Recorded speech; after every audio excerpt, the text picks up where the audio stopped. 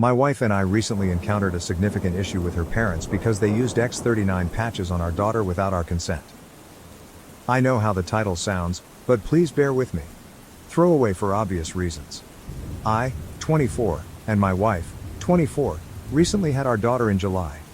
She is the best thing to ever happen to my wife and I, and we couldn't be more thrilled to have our little bundle of joy. She recently got sick while staying with her grandparents, my in-laws, while my wife and I took a trip for work. For context, my in-laws are really big into LifeWave X39. It's a patch that supposedly helps regrow stem cells by reflecting light rays back into your body, allowing your body to produce more stem cells to fight off diseases and sickness. If you ask me, it sounds like snake oil, and my wife agrees, calling it a pyramid scheme. The only way to get said patches is by spending well over $1,000, and then you're tasked with selling the patches yourself. It's essentially some multi-level marketing product, where the more patches you sell, the more money you make. Falling right in line with my wife's comparison to a pyramid scheme, but MLMs are somehow legal. Now I've tried doing research on X39, and the only comments I've seen praise said product are brand new accounts never used before or after, or their entire profile is dedicated to shilling out for LifeWave/X39. In my own research, they appear to just be overpriced stickers. They contain no medication, no special UV rays or anything of the sort. They're literally just an overpriced sticker with an air bubble. But my wife and I have made it very clear that we wanted no part in X39, nor did we want our daughter to have it. Even if it's fake, we wanted no part in it, and on the off chance it did something, I didn't want our daughter to be used as their lab rat or guinea pig. Now, before we left our daughter with my in-laws, we provided them with some infant medication, just in case she got sick. Can never be too safe, you know? Well, we returned home from the work trip early because our daughter wasn't getting any better, so we picked her up and went home.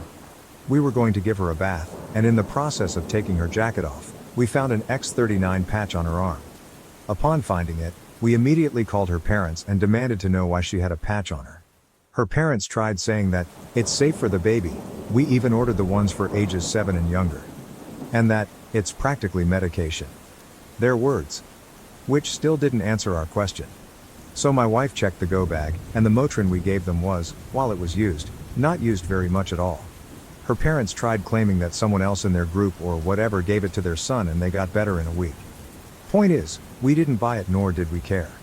We've made it abundantly clear that we wanted nothing to do with X39, and we didn't want our daughter to be a part of it. They failed to listen.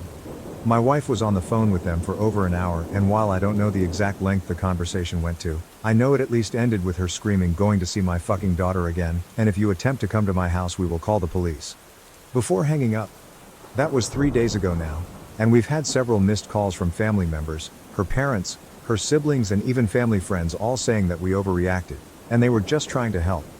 Maybe we overreacted, but we wanted nothing to do with that, and despite making it clear, they went against our wishes and did it anyway. And instead of giving my daughter actual medication, they try to give her some placebo patch. Her parents tried claiming that we're stopping them from seeing their only grandchild over something so small. But we did want to hear it. Relevant comments. Comment 1. I kinda think you, Tosh, for leaving your sick baby to go out of town. OP, we didn't leave a sick baby to go out of town. We left her with her grandparents while she was fine. We only packed Motrin because, as I stated in my post, you can never be too careful.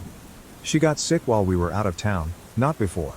Comment 2, you say that like it's snake oil, like it's just as bad as the X39. Was it Advil and cough syrup?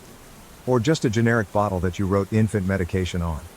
You expect us to believe that you gave them medication just in case she got sick and then she immediately got sick? Come on, this sounds like total BS. OP, her grandparents don't exactly have children medication laying around.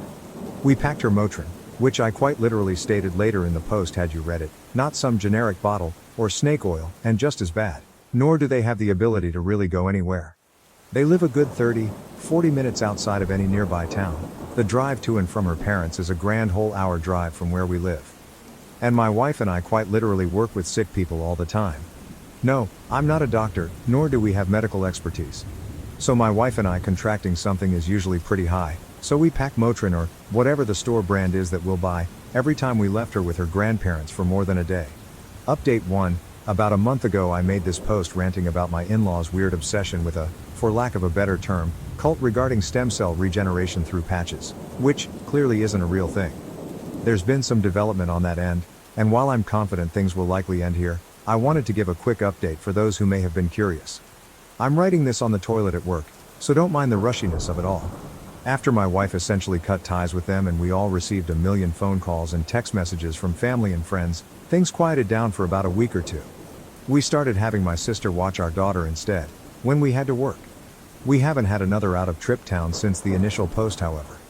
Through those couple of weeks we never really heard anything beyond a couple of supposed shit-talking posts on Facebook bitching about us, but I can't seem to find the posts. We thought things were, probably, hopefully, going to end there, but boy were we wrong. And this is quite the jump from the last post. My wife and I were visited by CPS about 2 weeks ago or so, after they received concerning calls about supposed child abuse and negligence within the household. Of course, nothing like that happened, and the caseworker was very quick to see that. We had asked who reported her, and while she couldn't say, we had a suspicion it was from her parents. We were completely helpful and cooperative with the caseworker, and after she left that night, my wife called her mom up and asked her if she's the one who called CPS. Surprisingly, her mother took full accountability, but, not so surprisingly, tried to spin it around in her favor, claiming that she did it for our own good because our daughter was sick and she wasn't getting any better, when she was there so clearly we were doing something awful as parents. Kids get sick, it happens, but they're also extreme anti-vaxxers.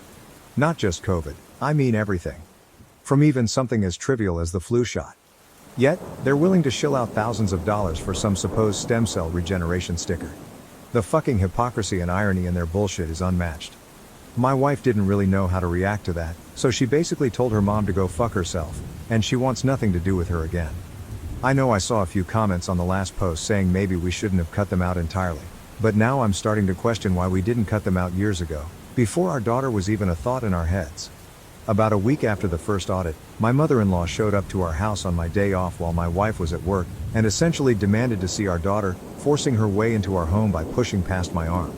When I told her to get the hell out of my house, she had no business matching in here like that. She essentially told me that I'm unfit to be a parent because I'm depriving my daughter of help she desperately needed, because she's clearly a very sick child. My daughter is perfectly healthy right now, and in fact, has had no stuffy nose and no high temperature. Nothing. I told my MIL straight up that she was batshit insane. I went off on her about how she lied to us, went against our wishes, had the audacity to call and lie to CPS, and then show up at our house unannounced, uninvited, and march herself inside, as well as everything about her X39 LifeWave bullshit. We argued there for a while, before I finally got so fed up. I told her to leave my house before I called the police. She stormed out of the house, and in true Karen fashion, said, "This isn't over," before slamming my door. I immediately called my wife, who was of course irate. The following morning, we filed a restraining order at the courthouse from her mom and dad, because they're clearly not in their right mindset. The caseworker had to audit us a few more times as per their guidelines over the past 2 weeks, and yesterday was her last day, where she informed us that we're doing good and she's sorry for the trouble they caused. We kept her up to speed on the LifeWave shit, the showing up unannounced and the restraining order, and though she couldn't really take a side, she seemed apologetic. But my wife and I are pretty livid. We started looking at houses in another state to get as far away from her in-laws as possible. Our company has offices out there, so it's entirely possible we could just be transferred. So we're crossing our fingers that all goes well, the restraining order gets filed soon enough, and we'll get a place clear across the country, so that this will hopefully be my last update. New update. Things aren't going to be as juicy in this post as the last two, but some new things have happened, so I'll just jump right in. After my in-laws called CPS on us for no discernible reasons other than we forbid them from seeing our daughter, things mostly quieted down. Some of you suggested that we should do more than just get a restraining order, so we bought some security cameras and had them installed all around our property, and our neighbors, who were pretty good friends of ours, was in the loop for the most part, and anytime we had to go somewhere, not only did we have video cameras recording every time someone entered our driveway displayed directly on our phones, our neighbors kept us updated too.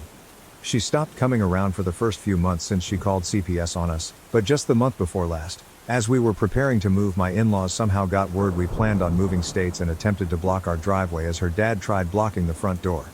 Not sure what their plan was there, because we have a back door and an extra side door leading from the kitchen, but I digress. Her mom blocked the driveway, stopping our U-Haul or car from leaving the property, and wouldn't budge, even after we told them we would call the police. They told us they'd move if we told them where we were moving to, but my wife told them that wasn't happening and they had 10 minutes to leave or we'd be calling the police. My neighbor came over during the commotion, but my in-laws still wouldn't budge. My daughter is crying during all of this as my wife is trying to console her, as my neighbor and I are attempting to remove my father-in-law from the doorway, but he wouldn't move. Eventually my wife called the police, and I'm guessing another neighbor called them as well because they responded within mere minutes.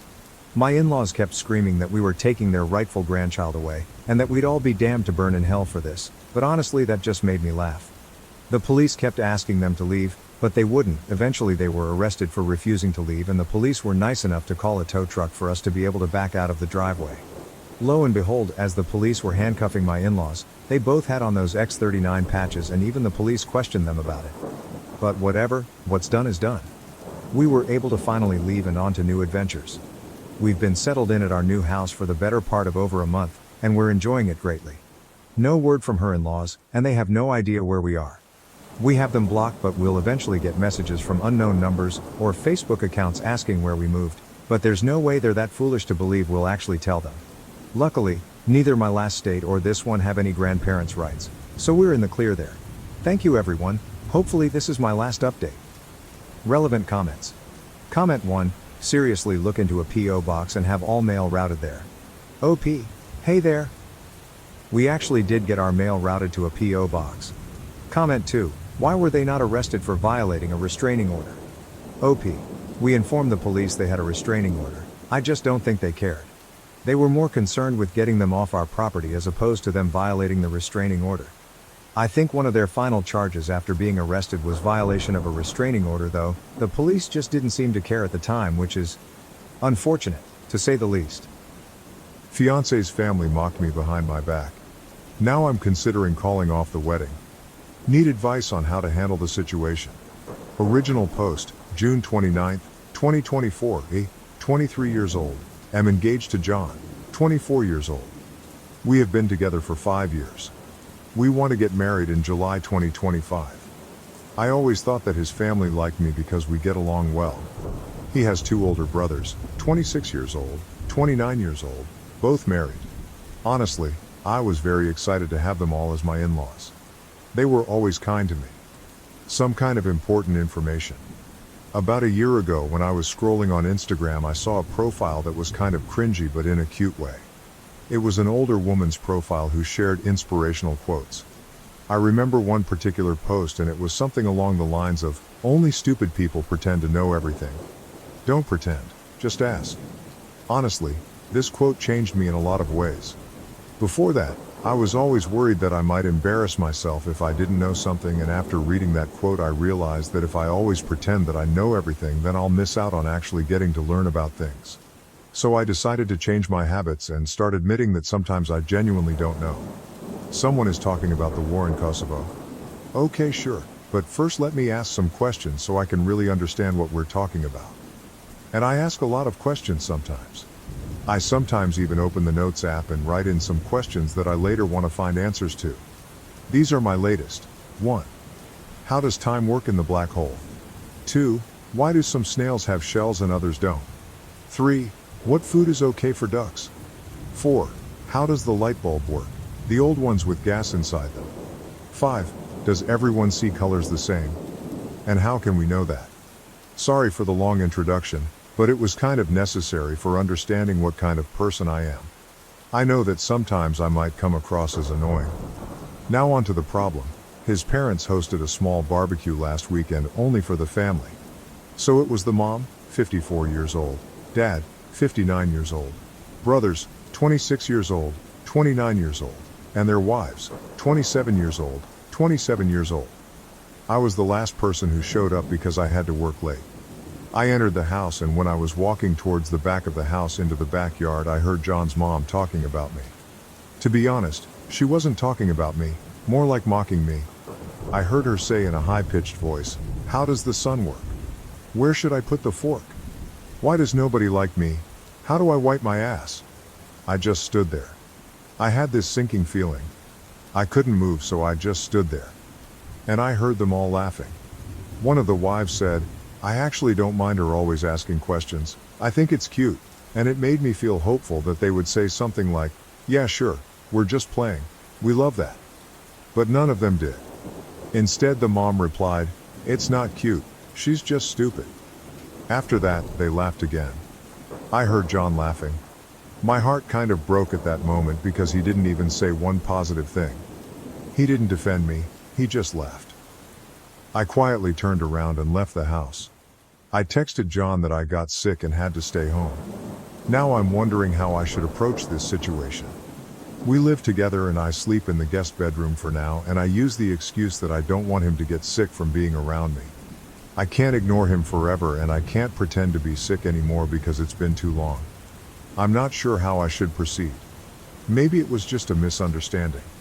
I'm considering talking to them about this, but I'm also worried that they won't be honest with me. I can't marry him if he really thinks I'm stupid. But I also can't marry into a family who thinks so little of me. But maybe it was a joke and I shouldn't take it so seriously. I'm so torn apart, and every day I convince myself a bit more that it's okay and sometimes we should all laugh about ourselves. Now I feel like I'm just going crazy. I would really appreciate some advice. Too long. Didn't read, overheard future mother-in-law calling me stupid and my fiancé laughed. Considering leaving him. I'm wondering if it might be just a joke and maybe a misunderstanding. Need advice on how to navigate the situation. Edit. There are many comments saying that they cannot stand people like me. I agree that sometimes I can be a bit too much with the questions, but with that being said, I still think I'm within reason. I don't do it around people I just met. I rarely do it at parties or other gatherings. I usually do it with people who are close to me, who I think wouldn't judge me, or with people who specifically have knowledge about something and are willing to share it. If I'm a part of a conversation, I'm not rude and I'm not interrupting. I usually just ask one or two questions. If a discussion is about climate change, I'm not asking about monkeys, if you know what I'm saying. I'm also not a complete dumbass. I don't ask questions that generally would be considered dumb to other people. Those I just write in the notes and check answers later on the internet.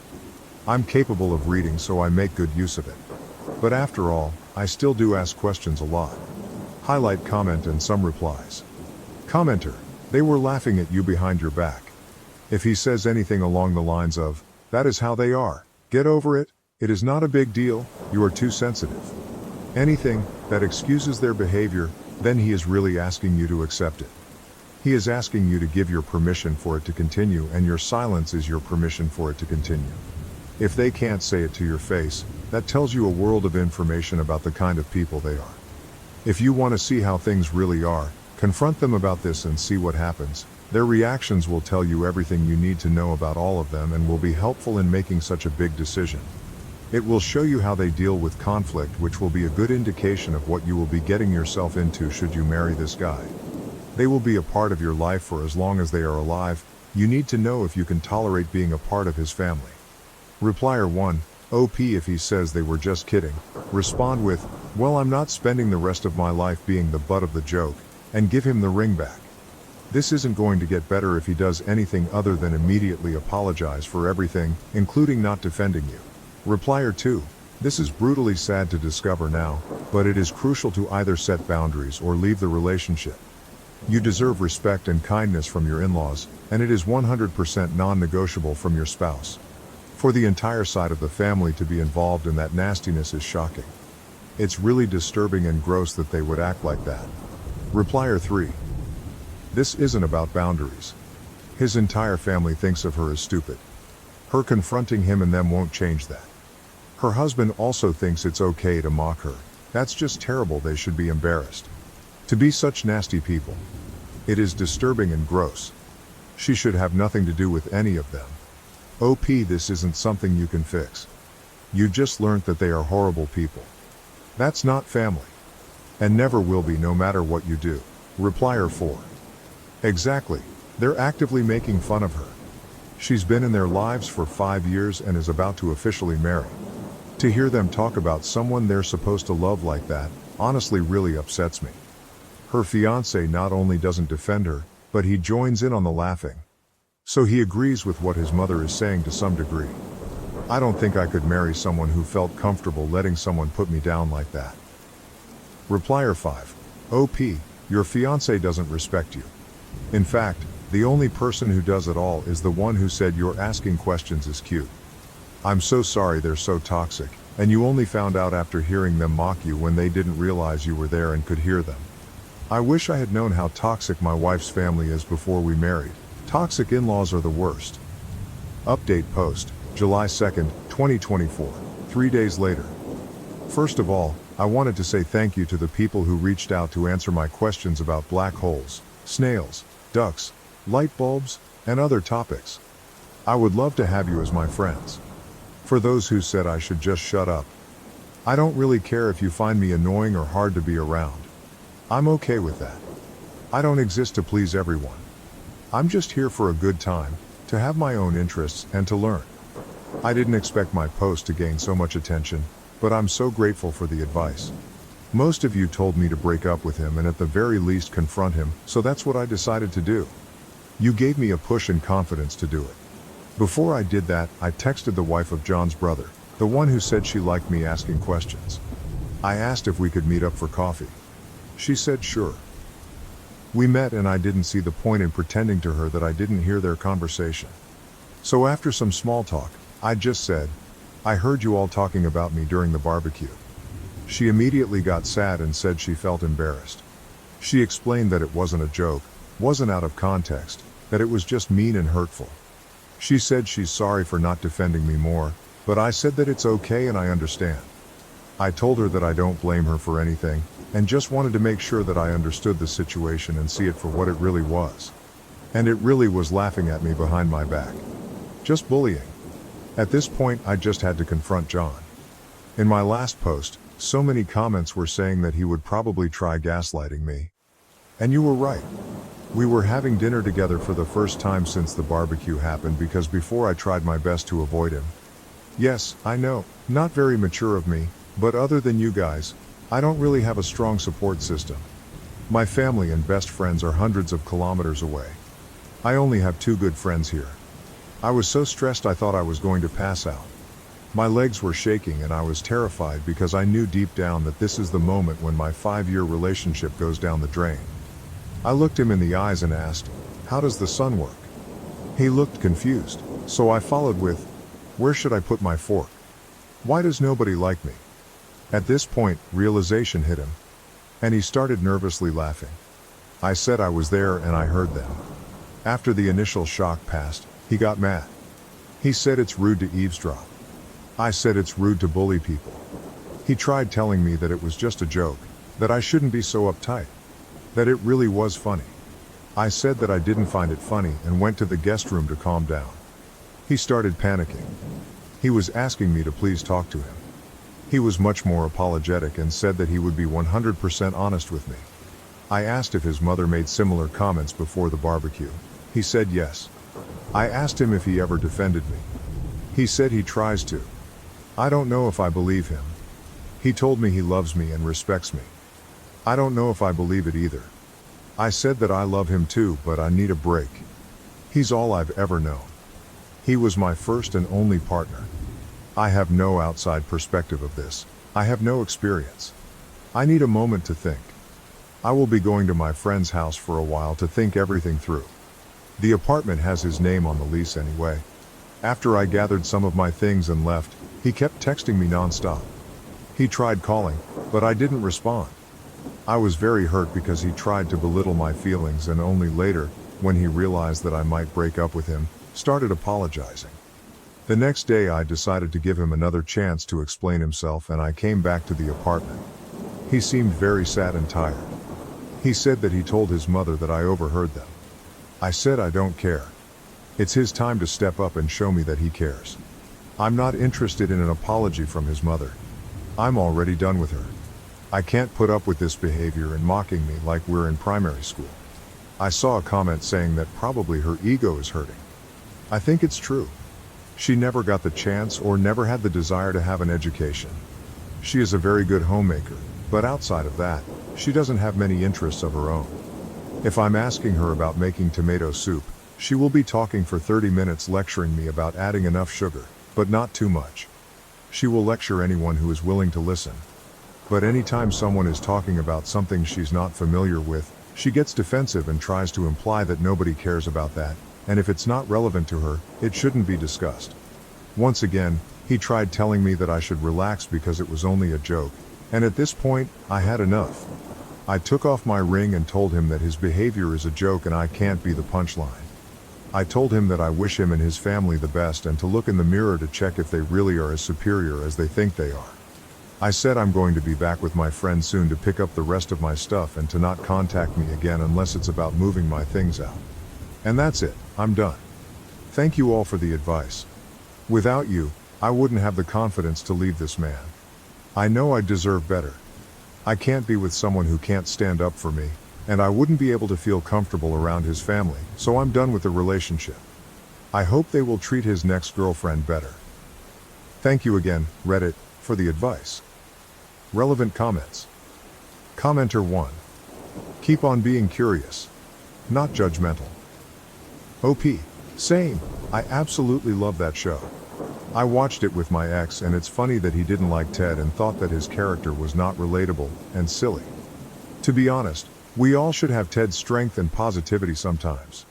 Commenter 2. OP. Your ex-mother-in-law can still go and get an education. Many have and there is still time. That's no excuse for what she did, and her saying that and acting like that shows how uneducated she is. OP. I think so too. I believe it's never too late to start learning something new and continue education.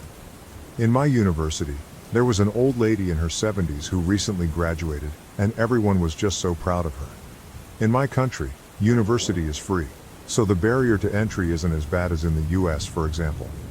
Editor's note. Thanks to the person who found this comment with answers to many of OP's questions. Am I the asshole for not allowing my mother to bring her boyfriend I don't know or want to know to my wedding? I, 33, am not close with my mother, 55F, at all. She divorced my dad, 60, when I was 7 and almost immediately married my stepfather, Mark, whom despite everything, I was close with. They remained married until I was 16. I was upset when she divorced him and went to live with my dad and stepmom. In my adult life, I've chosen to remain close to my stepdad and even attended his wedding to his current wife, who is a very nice woman. My dad and my stepmom are great people. Since her divorce to my stepdad, my mom has been in and out of relationships, each time claiming this guy is the love of her life until they do something she doesn't like and they aren't the love of her life anymore. Both divorces with my dad and my stepdad were for very petty reasons. Dad, I think because he wouldn't allow her to get a new car because the budget was tight. I think the one that lasted the longest was 6 years and I think it's the current guy she's with, according to my sister. After I left home, she never did anything with me without her boyfriends. When I was 25, she broke up with her boyfriend and tried to cry to me about it. After working with my therapist, I set the boundary with my mother that if she wasn't willing to do anything with me without her boyfriend to not bother, and I didn't want to talk about her love life. She was very hurt and we fell out for a while, but she came back around a year later and has respected my rules since, but we only get together about 3 or 4 times per year. I understand that my mom's relationships and love life are important to her, so I respect that we don't get together often. Fast forward to this year, I'm getting married to my partner, 35M, of a decade in October.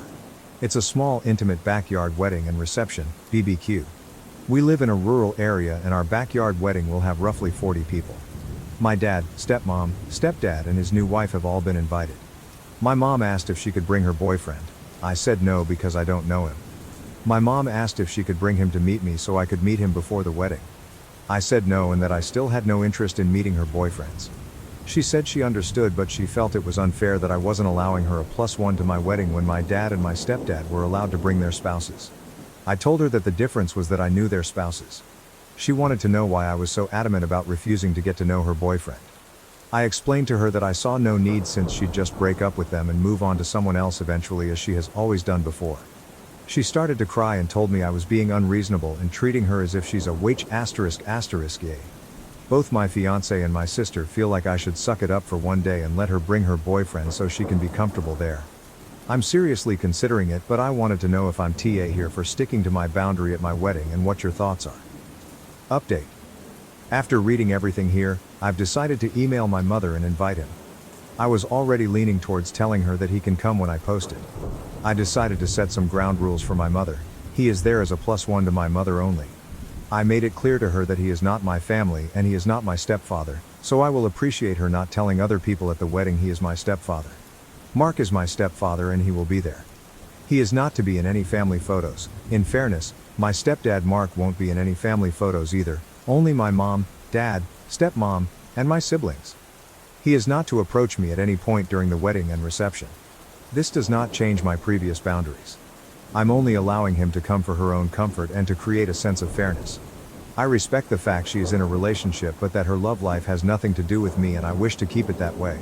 I told my mother that these are my terms for him being at my wedding and my terms are final and that I hope she can respect the fact that I'm trying to be reasonable. I use this opportunity to remind her of the reasons I put the boundary up in the first place. These reasons included forcing me to do activities with her shorter-term boyfriends in the past, forcing me to only discuss her love life while showing no interest in my life, and putting her relationships above her own children. If she responds, I'll let everyone know. Update 2. My mom called me within 10 minutes of getting the email. She thanked me for allowing him to come and said they would abide by my terms. She said she felt really hurt that her actions during her midlife crisis are why I'm refusing to meet her current boyfriend, who she says she's been with for 7.5 years, and that she thought things would eventually calm down enough where I would be comfortable meeting him. She said she now realizes that it will never happen. I told her that I'm firm on my stance. I think she started to cry, but she said she understood and only wants him there because being around my dad and stepdad and their new wives, my dad has been married for 23 years and my stepdad for 12, makes her anxious and he helps keep her calm. She said she respects my stance and said it's her own fault I feel this way. I felt this may be the start of a guilt trip, so I politely ended the call. Verdict, not the asshole. Additional comments to the post from OOP, update. I will update here since Mods told me I was maxed on my post. I want to thank everyone here for commenting and giving their opinions. Without context, I think it's a little hard to understand why I'm the way I am towards my mother. This past has given me a chance to reflect on my own behavior towards my mother. The truth of it is, I find dealing with her to be exhausting and I want to explain to everyone why. My mom is a gold digger. And that isn't my dad or stepdad talking shit about my mom. They're classy guys and would never do that. This is my own conclusion. My mom said regarding both divorces, I'd still be married if dad or stepdad just gave me what I wanted. She's also tried to start fights with my stepmom because she realizes my brother and I prefer her over our actual mom. It's true, I'm closer with my stepmom. I go to her for all the mom things because she listens and cares. My stepmom doesn't make everything about her. I believe my mom suffers from main character syndrome and expects to be the center of attention at every event, and if she isn't, she gets drunk, which leads me to my next point. My mom is an alcoholic. She was in a DUI 8 years ago and crashed into another car. Thank goodness no one was hurt. She doesn't drive anymore, lives in the city an hour away, and uses public transportation. But she still drinks a lot. At her height, she drank roughly 3 bottles of wine per day. I don't really know or care if it's more or less now. One of the other boundaries I set is I won't be around her if she's been drinking because that just stresses me out more. I'll be honest, I'm anticipating she's going to cause a drunken scene at my wedding. She slept with my brother's best friend 8 years ago when they were 21. This was a boy who my brother had known since preschool, and this ruined the friendship. 8 years on and my brother will never forgive her for it. My mom thinks my brother needs to get over himself and that she did nothing wrong. Technically speaking, she didn't do anything illegal and everyone was a consenting adult, but it still felt so wrong that she slept with someone my brother was so close with. It's why I don't really want my partner around her. She dates younger guys. This current boyfriend is 10 years younger than her, which is a little better. I don't judge her for dating younger guys, that's okay. It's not okay to sleep with someone you watched grow up. This whole post helped me see just how exhausted I am by her. I realized I don't want to deal with her BS anymore. I also agree that I have maybe at times shown it by being TA and being unfair and unreasonable towards her. I just don't like myself when dealing with her. It puts me in a bad mood. However, the idea of having her more in my life makes me nauseous, but I want to keep the peace with the larger family, grandparents, aunt, uncle, etc.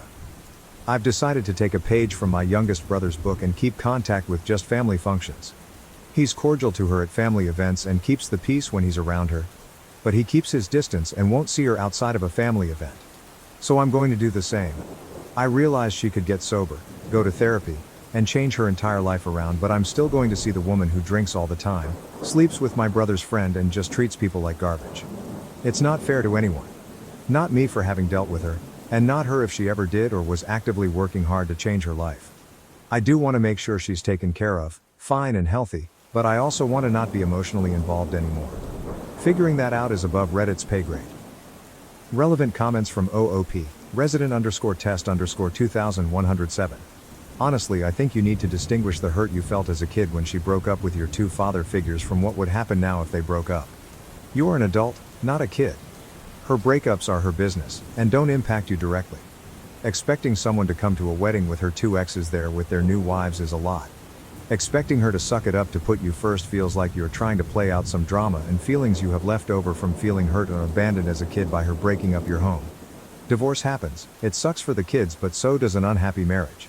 Feels like time to go back to therapy. OP, in my early 20s, she used to call me whenever she had a breakup and expected my sister and me to be emotionally supportive. She wouldn't spend time with me without her BFS around. She was insisting I meet some guy, who typically is a lot younger than her, like late 20s, or early 30s, which is good on her but still weird for me. She was dating for a few weeks. They'd break up after a year and she'd immediately find someone new. Wash, rinse, repeat. This was the pattern from when I was 19, 25. I always had to spend time with both of them. All she would talk about is her relationship. She would never ask me about school, my job, or my relationship. She's only met my partner twice. There's a lot more I can add about how my mom constantly prioritized her relationships over being a parent, but they aren't pertinent to this story. She got with a really toxic guy when I was 24 who stole a bunch of money from her. We all warned her he was a scumbag, but she didn't listen. After that, I told her I wanted nothing to do with her boyfriends going forward. She got really mad, saying I was disrespectful and that any child should want to see her mother happy. But I just got tired of dealing with her relationship drama and I don't ever want to deal with it again. I'm sure the guy she's with is nice since he's been around this long, but I'm just done. I don't want to be around my mother, but I want to be around family. August 28, 2023. I've decided to estrange myself from my mother. We haven't gotten along since I was 16 and the last several years have been really bad. We only get together about 2-4 times per year and it always ends with us fighting. I'm tired of it. I'll be honest. I've considered cutting contact with her, but the one thing that's preventing me from fully severing ties is her parents, my grandparents. I love them very much and they are still hurting from my brother choosing to sever ties with her and keeping in low contact with that side of the family. My brother had valid reasons for doing this to her and he will get together with my grandparents if my mother isn't there, but it's hard because they want to see him at the holidays and during special moments. I'm getting married in Oct and this will be the first event where my mom and brother are in the same area. I've told both of them to stay away from each other, but I'm anticipating there will be drama because my mom doesn't like to hear she can't do something. I want to make it so we can see each other and be cordial at family events but not hang out otherwise. My youngest brother does something similar. I don't want to write her a letter because I fear that will cause more drama, but I expect she'll eventually call and want to do something with me, but I want to say no unless it's at a larger family function. How should I do this? My mother thinks she's entitled to alcohol at my wedding, September 23, 2023. My fiancé, 35M, and I, 33NB, are getting married in 2 weeks in our backyard. We will be having a catering spread for our reception afterwards. We decided to have a dry wedding for 2 reasons. My mom is an alcoholic who is known for making a scene when she gets drunk, and my fiancé has a brother who binge drinks and has had alcohol poisoning on more than one occasion. He doesn't drink all the time, but if he starts he can't stop until he either passes out or someone physically restrains him from getting more. I also have an uncle, mom's brother, and a stepdad who are in recovery and don't need the temptation. Neither fiancé and I are big drinkers, so we decided to just avoid any problems and just have a dry wedding. We will have a less dry reception party, honeymoon with some of our friends later on. All of our families have been supportive. My uncle was especially grateful to us for doing this since he takes his recovery very seriously and has been 7 years sober. I sent out wedding invitations 4 months ago and said it would be a dry wedding and asked people not to bring alcohol. Now today I get this call from my mom, who I also sent an invitation to 4 months ago. Mom, is it true you're not having alcohol at your wedding? Me, yes. Fiancé and I decided we didn't want alcohol during our special time. Mom, that's so silly. It's going to make your wedding boring. Me, well, I'm sorry you feel that way, but and I have made our decision. We want everyone to feel comfortable at our wedding. Mom, clearly you don't care about my comfort. What if I want to have a little drink to pass the time? Me, like you did at a different uncle's wedding where you got so drunk and made a horrible scene calling uncle's wife a gold digger. Mom, it wasn't my fault. They made the drinks there too strong. Me, right. I really wish you would address this need to have alcohol wherever you go. Mom, I don't need to have alcohol. I just think your wedding will be boring without it. You want to have a fun wedding, don't you? Me? It will be a fun wedding. We don't need alcohol to have fun. Mom, this is so stupid. Why should everyone else be punished just to make it comfortable for a few people? It seems like you care more about uncle and stepdad than anyone else. Me? Or maybe I just want to avoid any scenes. Mom, I just told you that wasn't my fault. Me, just like your DUI isn't your fault? Mom, how dare you bring up that difficult time in my life? I was going through a lot emotionally. What the hell is wrong with you kids? You need to mind your own business. If I want to drink, that's my business. Me, well, my wedding is my business. We do not want alcohol there. That's final. I can't stop you if you decide to pregame my wedding, but I've already made it clear to uncles and brothers that if you cause a scene that you are to be made to leave. Mom starts crying. Why do you kids hate me so much? What did I ever do to deserve to be treated like this by my children? Me, are you really ready for me to go down that list? Mom, none of you understand. None of you will ever understand. I'm the mother of the bride, I should be treated better than this. Me, I think I've treated you pretty well during this process. I've acquiesced to your boyfriend whom I don't even know coming to my wedding. I've even given in to some of your other demands. So please tell me how you've been mistreated. Mom, you didn't invite me to go dress shopping. The mother of the bride always goes dress shopping with her daughter. I barely know because you never bring him around me. How do I know that you're marrying the right person? Me, that's because Aunt made my dress. Mom, sarcastically. Well, isn't that just special? Me, sighing. As for the rest, I think you know why. We aren't really close enough for you to have any say in who my significant other is. Honestly, Mom, I'm done with this conversation. If you really feel that strongly about this, I'll understand if you don't want to attend my wedding. Mom.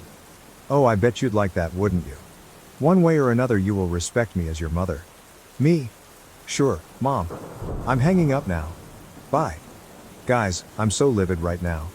I have half a mind to uninvite her. I spoke to my dad and her brother. My uncle thinks her drinking is getting really bad again and has been wanting to hold an intervention. I told him I'm focused on the wedding right now, but that I definitely agree this was out of line and something needs to be done. What should I do? I don't want her ruining my wedding, but I'm so tired of dealing with this. Sorry, this is probably above Reddit's pay grade, but I just needed to vent. Update, I sent a text reiterating the rules. She said she knows where she isn't welcome and said she won't attend. My dad told me not to worry about this anymore and that he'll see to it that she doesn't ruin my wedding. Update 2. I sent this text to my mom. Mother, at this point I'm going to officially uninvite you from my wedding. I'm not going to allow you to change your mind, and I'd prefer it if you do not come to my wedding at all given your poor behavior. At this point, I've decided I don't want any further contact with you unless you decide to curb your toxic behaviors and drinking. I wish you the best, I hope you can find a way to heal, but I can't do this anymore. I'm sorry if this hurts you, but I can't handle you in my life anymore. If you try to force the issue, I'll be forced to take legal action up to and including contacting law enforcement. Please don't contact me again. I went to delete her from my Facebook page only to find a post that she had just written saying how being a mother is a thankless job and how she doesn't understand how she raised rude and judgmental kids. She ended it by saying she hopes her kids get over themselves someday. I'm done. This sucks, but it's been a long time coming. My head hurts. Small update, September 24th, 2023. Firstly, I want to thank everyone for their support. You have no idea how much your love and constructive comments mean to me. I'm glad I'm not alone. It's not a huge update, but I guess my grandparents and uncles have had enough. They've decided to stage an intervention next weekend. If she refuses to get help, she will no longer be welcomed at family events and she will no longer be part of the family. They told me not to worry about it. My sister will go as she's the only one of her children that even has a real relationship with her, but even my sister said that if she doesn't get help, she will cut her off too. I'm hoping and praying this works, but given that she spent 1 year in rehab and the second she was off probation chose to drink again doesn't give me a lot of hope. My dad told me he's hiring the local biker gang to act as security. We live in a small town and the nearest big city is about an hour away, so it would be really expensive to have a security company come out. I don't have a problem with that. This is the type of gang that helps out abused kids and animals, and they do a lot of good where I live. The worst I've heard about them is they doled out some rural justice to a guy that was beating up the sister of one of the members and ran him out of town. When my mom got her DUI, she ran into someone's house and car. When she tried to back out, no one was hurt, thank goodness. And I guess it was the house of a relation of someone in the gang, so they agreed to help, and my dad is paying them to be security just in case. They know my family, one of my dad's cousins is a member, and they know my mom. I think she dated a guy in the gang at one point, and what to look out for. It may be moot if she ends up in rehab.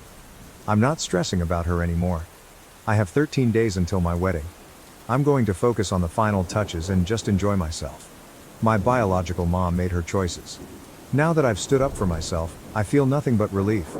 My stepmom will be there and I see her more as my real mom, so it's all fine. I've been through a lot of therapy already, so I've had to make peace with how my actual mother is.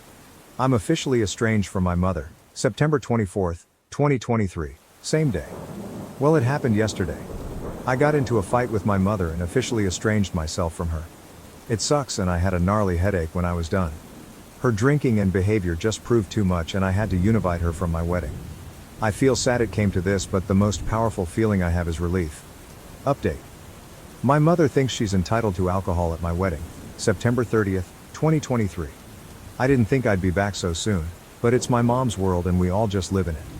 My mother got 911 called on her for domestic violence on Tuesday. She apparently started throwing wine bottles at her boyfriend, who locked himself in the bathroom and called the cops while she destroyed their place in one of her temper tantrums.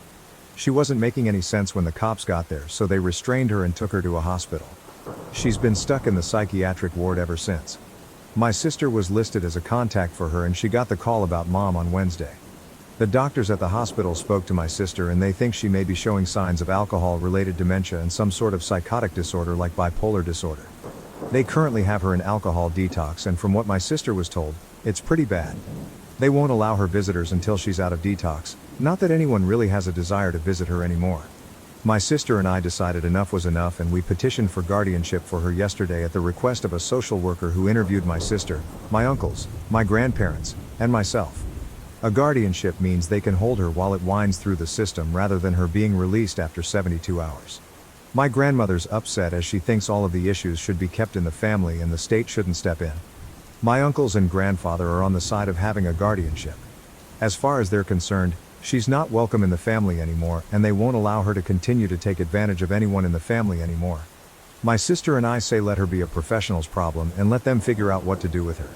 My brothers don't care and have effectively washed their hands of her years ago, so their stance is whatever keeps her as far away as humanly possible. We can't deal with her anymore, and why should we? With the guardianship petition, I'm working on washing my hands of this situation entirely. I'm sure I'll be interviewed about why a guardianship is necessary, but other than that, I don't plan to have any further contact with my mom unless she apologizes and makes amends for her behavior, if that's something she's even capable of anymore. I just don't see that happening, and any compassion or understanding I had for her in the past is gone. Whatever state her life is in, she brought it on herself. I just want to move on with my life without her in it and be done with her for good. It doesn't look like she'll be released from the hospital anytime soon, so there's no risk of her attending my wedding. I did talk to her boyfriend yesterday after sister and I filed our paperwork, and we decided to invite him to lunch. He's decided to break up with her for good, and we learned just how bad things were with her. He's a real nice guy who's been caught up in a bad situation and had no clue how bad she could be. I feel really bad for him. I did decide to invite him to my wedding, as I can tell he's a lonely dude who's been to hell and back. Not sure he'll show, but the offer is there.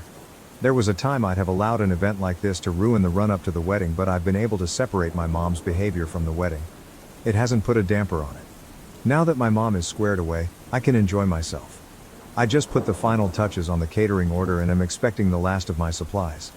My aunt wants to put the final touches on my wedding attire. If I haven't mentioned, both my fiancé and I are huge steampunk fans, and so we're wearing steampunk attire and encouraging everyone else to dress in steampunk. Not required though. My wedding dress is actually more of a suit situation, but it looks badass. I don't think I'll update again, as I want to put all of this behind me, and I don't plan to have any contact with my mother going forward. I'm looking forward to a bright future with my husband. My mom can stay in the past, and as cold and heartless as it sounds, I'm glad she's not going to be my family's problem anymore. Post-wedding update, October 9th, 2023. I just signed into this account again with a lot of people begging for updates. I don't have a lot. I guess my entire story is now in the best of Reddit. Thanks, I guess. I never knew dealing with my alcoholic mother was worthy of a best post. I just wanted to rant and sanity check myself. Only news on my mother is that she's out of detox and currently in a catatonic state, refusing to speak, eat, or drink water. They may install a feeding tube if she doesn't let up. I think she's trying to be dramatic and get attention, so do my uncles. I could be wrong, but honestly I don't care anymore. We're not sure she has dementia, but she definitely has something going on, but doing any kind of evaluation while she acts like this is difficult. She also has liver disease, needs dialysis and possibly even a transplant, if she qualifies. The doctors made it very clear that if she doesn't quit drinking, she will die within the next 5 years, and it may even still be too late. I think I'd feel more sad, but I've had to realize that I lost my mother long ago. I did invite my mom's boyfriend, but he chose not to come. He's decided to get help for his own alcohol issues, according to my sister. I wish him the best. As for the wedding, I'm now happily married, and on Wednesday I took a pregnancy test that came back positive. We're super excited but haven't told anyone in our family yet. The wedding was fantastic and the day went off without a hitch. We had a blast and are heading out on our honeymoon on Wednesday to Costa Rica. My brothers and stepbrothers very sweetly hazed my husband during the at-home bachelor party and made it clear they're excited to have another brother. My stepmom did all of the mom stuff during the wedding. That was already planned before all of this. No one snuck in alcohol, there weren't any scenes. The worst that happened was my sister crying due to all of the stress she's been under. I do have some sympathy, but most of it is self-inflicted though, because she enables. But all in all, it was a great day and I was surrounded by those I love most. I know a lot of people asked for pics on my wedding suit. I will see if there's some way I can crop identifying stuff from it and post it here once I get my wedding pictures back. Otherwise, I'll figure out a way to post the outfits themselves. That's all I have. I'll try to update after my honeymoon. Now it seems like a baby is coming, so no promises. My ex reached out to me after a year of my husband's accident. Am I the A for lashing out at him and saying he's not my baby's father? June 25, 2024. I am 34 years old and have been with my husband for over 12 years. We had our child when I was 31 and my husband was 33. Tragically, about a year and a half ago, when our baby was around 2 years old, my husband, the love of my life, died in a terrible accident. A careless driver hit his car on a foggy, slippery road, and he died instantly in the crash. His death left me devastated. The only thing that kept me somewhat sane was our daughter. I couldn't believe I had lost him. He was my rock, my light, and I loved him dearly. In many ways, I still can't believe he's gone. I'll let my ex explain. My spouse contacted me a year or so after his injury, maybe just to vent. We split up a long time ago, even before I met my husband. Although we weren't precisely buddies, we maintained a good relationship and occasionally chatted, asking each other how they were doing. So, as a buddy, he reached out and offered to assist. Although it came as a surprise, I agreed to it since, to be honest, I didn't have many close friends save him and I desperately needed a friend. Every now and then he would stop by our house with gifts for my daughter, and we would talk over a drink or some tea. It wasn't close. I told him that I wasn't ready for any new connections after losing my spouse, and over the years, he had a number of casual encounters. I suppose I'm not quite ready yet. He was quite kind to my kid, so I didn't see anything wrong with them bonding. He came over once or twice a month. However, my child then began phoning my former father. It really irritated me, but since she's still a toddler, how was I meant to tell her to stop? I doubt she comprehended when I tried to gently explain to her that my ex isn't my father. So when my ex came over, I just started sending her to my mom or my husband's parents. To be honest, I'm sure our child won't remember her father. All she will have of him are pictures. And I don't want her to see another man as her replacement. Thus, everything returned to normal. When I informed my ex that my daughter wasn't home, I could see that he was angry. I didn't give it much thought though. And that's when I lost it the last time. I may have been the asshole in that situation because I yelled at my ex in the end when I should have handled it better. My mother sent my daughter home early from his visit since she was acting quite unhappy and wanted to go home after we played some video games and had a few beers. He got up and said, "This is my baby, I've missed you," to my daughter, and extended a hug toward her. That's where I snapped at him. I told him angrily that he is in fact not her father, and that she is my and my husband's baby and will never be his baby no matter how much he wants it. And if he wants to have a child, he still has plenty of chances with his girlfriend. He told me I was a real for saying such cruel things and left. My mother told me that I was kind of an asshole too and I acted like a child. So am I. Relevant comments. Commenter, no assholes here. I think you took some unresolved trauma out on him, and also that him calling your kid his baby was pretty clueless since he presumably will not be her father. He's more of an uncle, if we want to use family terms at all. I think you should apologize even though he was also wrong, assuming you want to be friends and have him in your kid's life. Hopefully he will understand that it is a sore subject for you right now and parts of it will obviously be a sore subject forever. OP. Thank you. I think you're right. I still take everything concerning my husband to heart and my ex's words hit very close to home. I don't think I was wrong in what I said to him, but I was wrong in the way I said it. After thinking about it for some time, I think I do want him in my and my daughter's life. He is a very good friend and very supportive, especially in my time of need, so I shouldn't have lashed out at him. I think I'll try calling him to apologize and communicate my issues clearly. Maybe he didn't even mean anything by his words and just loves my baby and expressed it a bit clumsily. But I admit his words really triggered me at that moment. Commenter. Nah. You are still heavily grieving the loss of your husband. You should, in my opinion, apologize to him and explain your thoughts. He can accept the apology or not. If you're not currently in therapy, you should really consider it. I have a friend whose son's dad passed away when he was 3. Same thing. Only pictures and basically no memories. OP, thank you for your advice. I believe you're right. I should apologize and clearly explain my feelings to him. I didn't express my concerns earlier, and then I exploded unnecessarily. I need to set some clear boundaries with him and explain that I'm still hurting and don't want him to call my daughter his baby in any way. If he's okay with it, that'll be great. If not, then I won't have a choice but to stop speaking to him for my own sake. I'm in therapy right now, and while it's a lengthy process, it's good. And my deepest condolences for your friend's son. Commenter. Since you have a baby, you will need to enact clear boundaries with him. It's possible that given you two's romantic history, he doesn't realize he's crossing lines. But once you let these boundaries be known, it's up to him to follow them and you to enforce them. Don't let him bully you. You're the mom and dad to your baby. OP, you are right.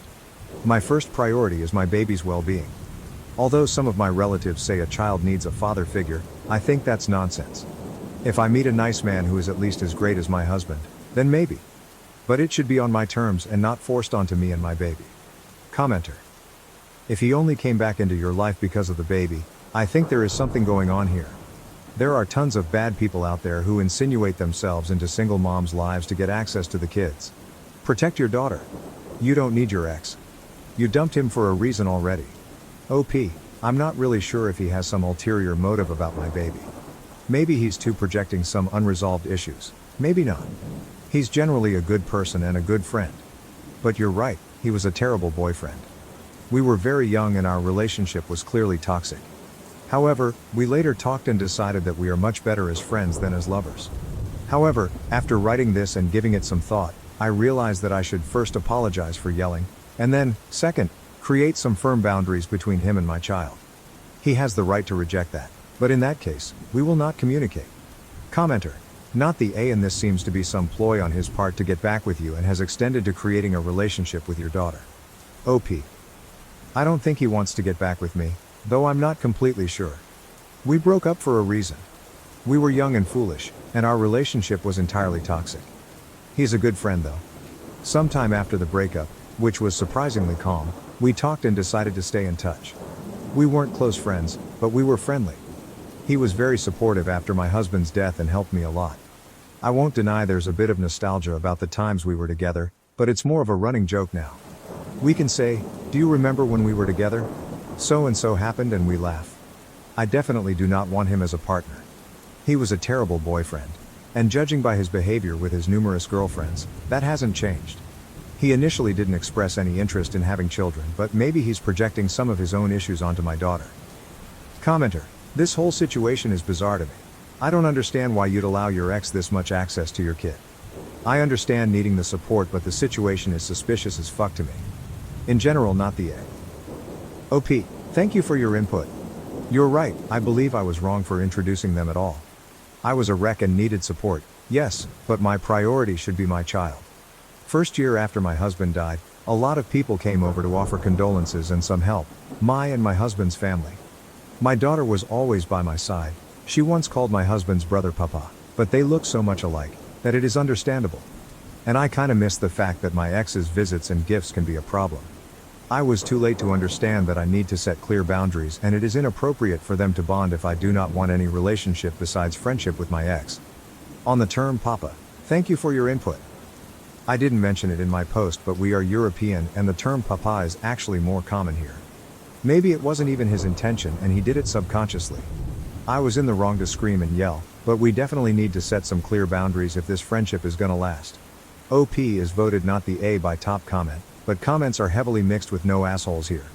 Update, same post, June 27, 2024, 2 days later. First, I wanted to say thank you to everyone who offered condolences, advice, and criticisms. I appreciate it very much. I believe some context and explanation are necessary. My husband and I had a very close friend group, and we usually hung out at our place because we have a sort of playroom with a PS5, a good PC, VR, board games, and a D&D table. We are big fans of gaming in many forms. Sadly, our friends moved to different countries over the years one by one, and after my husband died I was left with only one friend from the group nearby. But she's a young mother too and we can't hang out like before. We still speak but it's not been the same. So I wanted some familiarity when my ex appeared. I was vulnerable and allowed things to escalate too much. I desperately wanted to have a friend who shares similar interests with me and my husband. So I was blind to some red flags and my own wrong choices. Also, I never left my ex alone with my daughter for more than a couple of minutes. I was wrong to introduce them in the first place. Now to the update itself. Yesterday evening my ex came by unannounced and uninvited. I was a little worried, but thankfully my husband's brother and his wife were at our house with their kids on a playdate. So I asked them to watch over the kids for some time and went to talk with my ex outside. He was drunk. A lot. He started talking and he said a lot. In a nutshell, he said that he will always care about me, that he suppressed some feelings for all these 15 years and he just realized that he was a fool to let me go. I admit I do care about him too, but not even remotely in a way I care about my husband. So I was a fool to hope we can be friends and have a civil relationship without any implications. Our conversation became heated and we argued, with many accusations being thrown around. My brother-in-law came out of the house, bringing our large, overprotective dog with him. So I quickly apologized to my ex for leading him on and told him to move on and asked him to leave and never return. I was a bit worried that things could get violent, but he left without any protest. He later posted long and vague posts about being hurt and that love is shit, and he is better off alone, and tagged me and several of his other exes. Not sure how his girlfriend may react to that, but it doesn't really matter anymore. I blocked him everywhere and hoped he wouldn't appear in our lives anymore. Also, I will update my security system as soon as possible just in case. Spot on comments. Commenter. I watched a TikTok this morning by a woman who took something for relief after several days of constipation. Then she went commando in a sundress to Walmart, where she trusted what felt like gas only to shit on the floor. And somehow that dude vague booking his feelings and tagging his exes is still the most embarrassing experience relayed to me today. Replier, I don't believe that lady. I suspect she went to that Walmart commando just to shit on the floor to try to get away with it. I had a friend that worked at both Walmart and Target. The amount of people that decide to take a dump in areas like the fitting room will blow your mind. Like to the point where if you were in a fitting room, there is a good chance that a minimum of 5 different people have taken a shit in that fitting room at 5 different times. Commenter. I had forgotten about this until I read your comment, but when I was a kid, my great aunt was telling us about going to Walmart once and discovering that someone had taken a shit in one of the purses there. My mom also almost stepped on a human turd on the floor once at a different Walmart in the entry area. What is up with people pooping everywhere at Walmart? I hate that place. Commenter. My ex-coworker told me a story about a woman who was bouncing in a shoe aisle one time. My coworker was called to the front of the store and forgot about her. Coworker was later going around the department to straighten up and went into the fitting room where she found a lone child's rain boot. She went to pick it up and discovered pee in it. She went up front and they checked the cameras. That bish, instead of going up front to the restrooms, waited till she was gone, grabbed the boot off of the shelf, jumped into the nearby fitting room and did her business. People are nasty. Commenter. I used to work in a retail shop, and when I moved to a new city I started working at the local branch there. At the first branch, such incidents were never a problem. In 2 years, the only issue we had was a toddler having a spectacular accident. Without going into too much detail, the child was wearing shorts and tried to run away afterward, spreading the mess everywhere. The mother apologized profusely, helped clean up, and even called customer service to thank us for our kindness. However, at the second store, people would have inappropriate bathroom incidents at least once a week. I could never figure out why there was such a difference. Both stores were part of the same chain, Located in very similar cities and neighborhoods in terms of socioeconomic status, with comparable public toilet availability nearby. The customer bases seem superficially similar. It made no sense to me. Am I the A forcing my husband to choose between divorce and being a house husband while I work full-time to support the family? Original post June 18, 2024.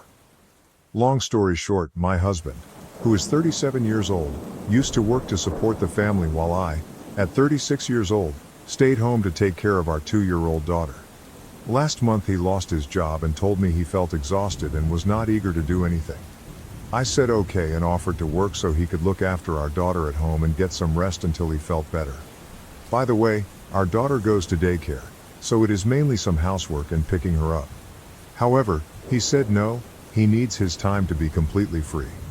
I got furious because this means either I work while also taking care of our daughter, or our family will face significant financial pressure. Despite my anger, I stepped back and had a hell of a month doing everything while he hung out with his friends and played PS5. Finally, I could not take it anymore and told him he had to choose between being a house husband or divorce. He chose the first option, but it felt forced. I keep questioning myself, was I too harsh? Any good advice would be appreciated. Update. I never thought this would draw so much attention. I am trying to read as many comments as I can and I really appreciate your opinions, especially those pointing out things I should have told him and did not.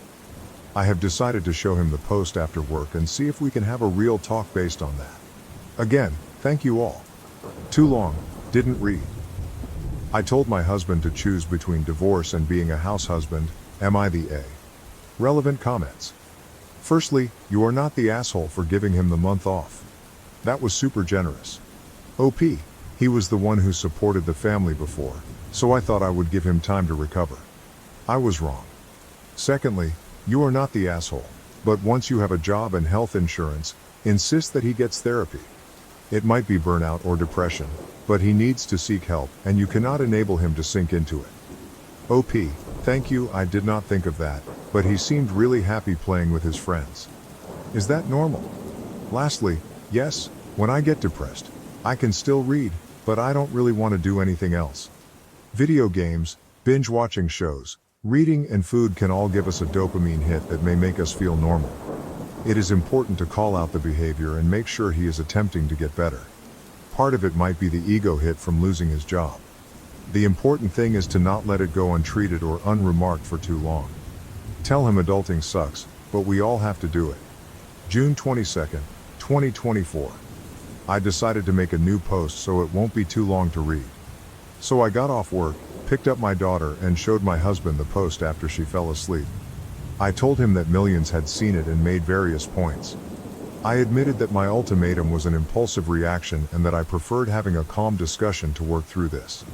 He said he was surprised I shared family matters on Reddit and that he would not have done it. He said he was not feeling depressed, just tired and exhausted after years of working, and he just wanted to be childish for a bit and really enjoyed the month off. I kind of understood because we used to travel a lot before our daughter was born and life has been harder since then. I told him I would not force him to work and that he could take his time as long as he could pick up our daughter and do the housework. He hesitated but told me not to worry. I thought this was the end of it. Then the next day, I came home from work to find his mother there.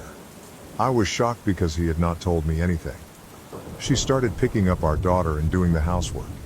This is driving me crazy because I have never gotten along with her well, and my husband knows this.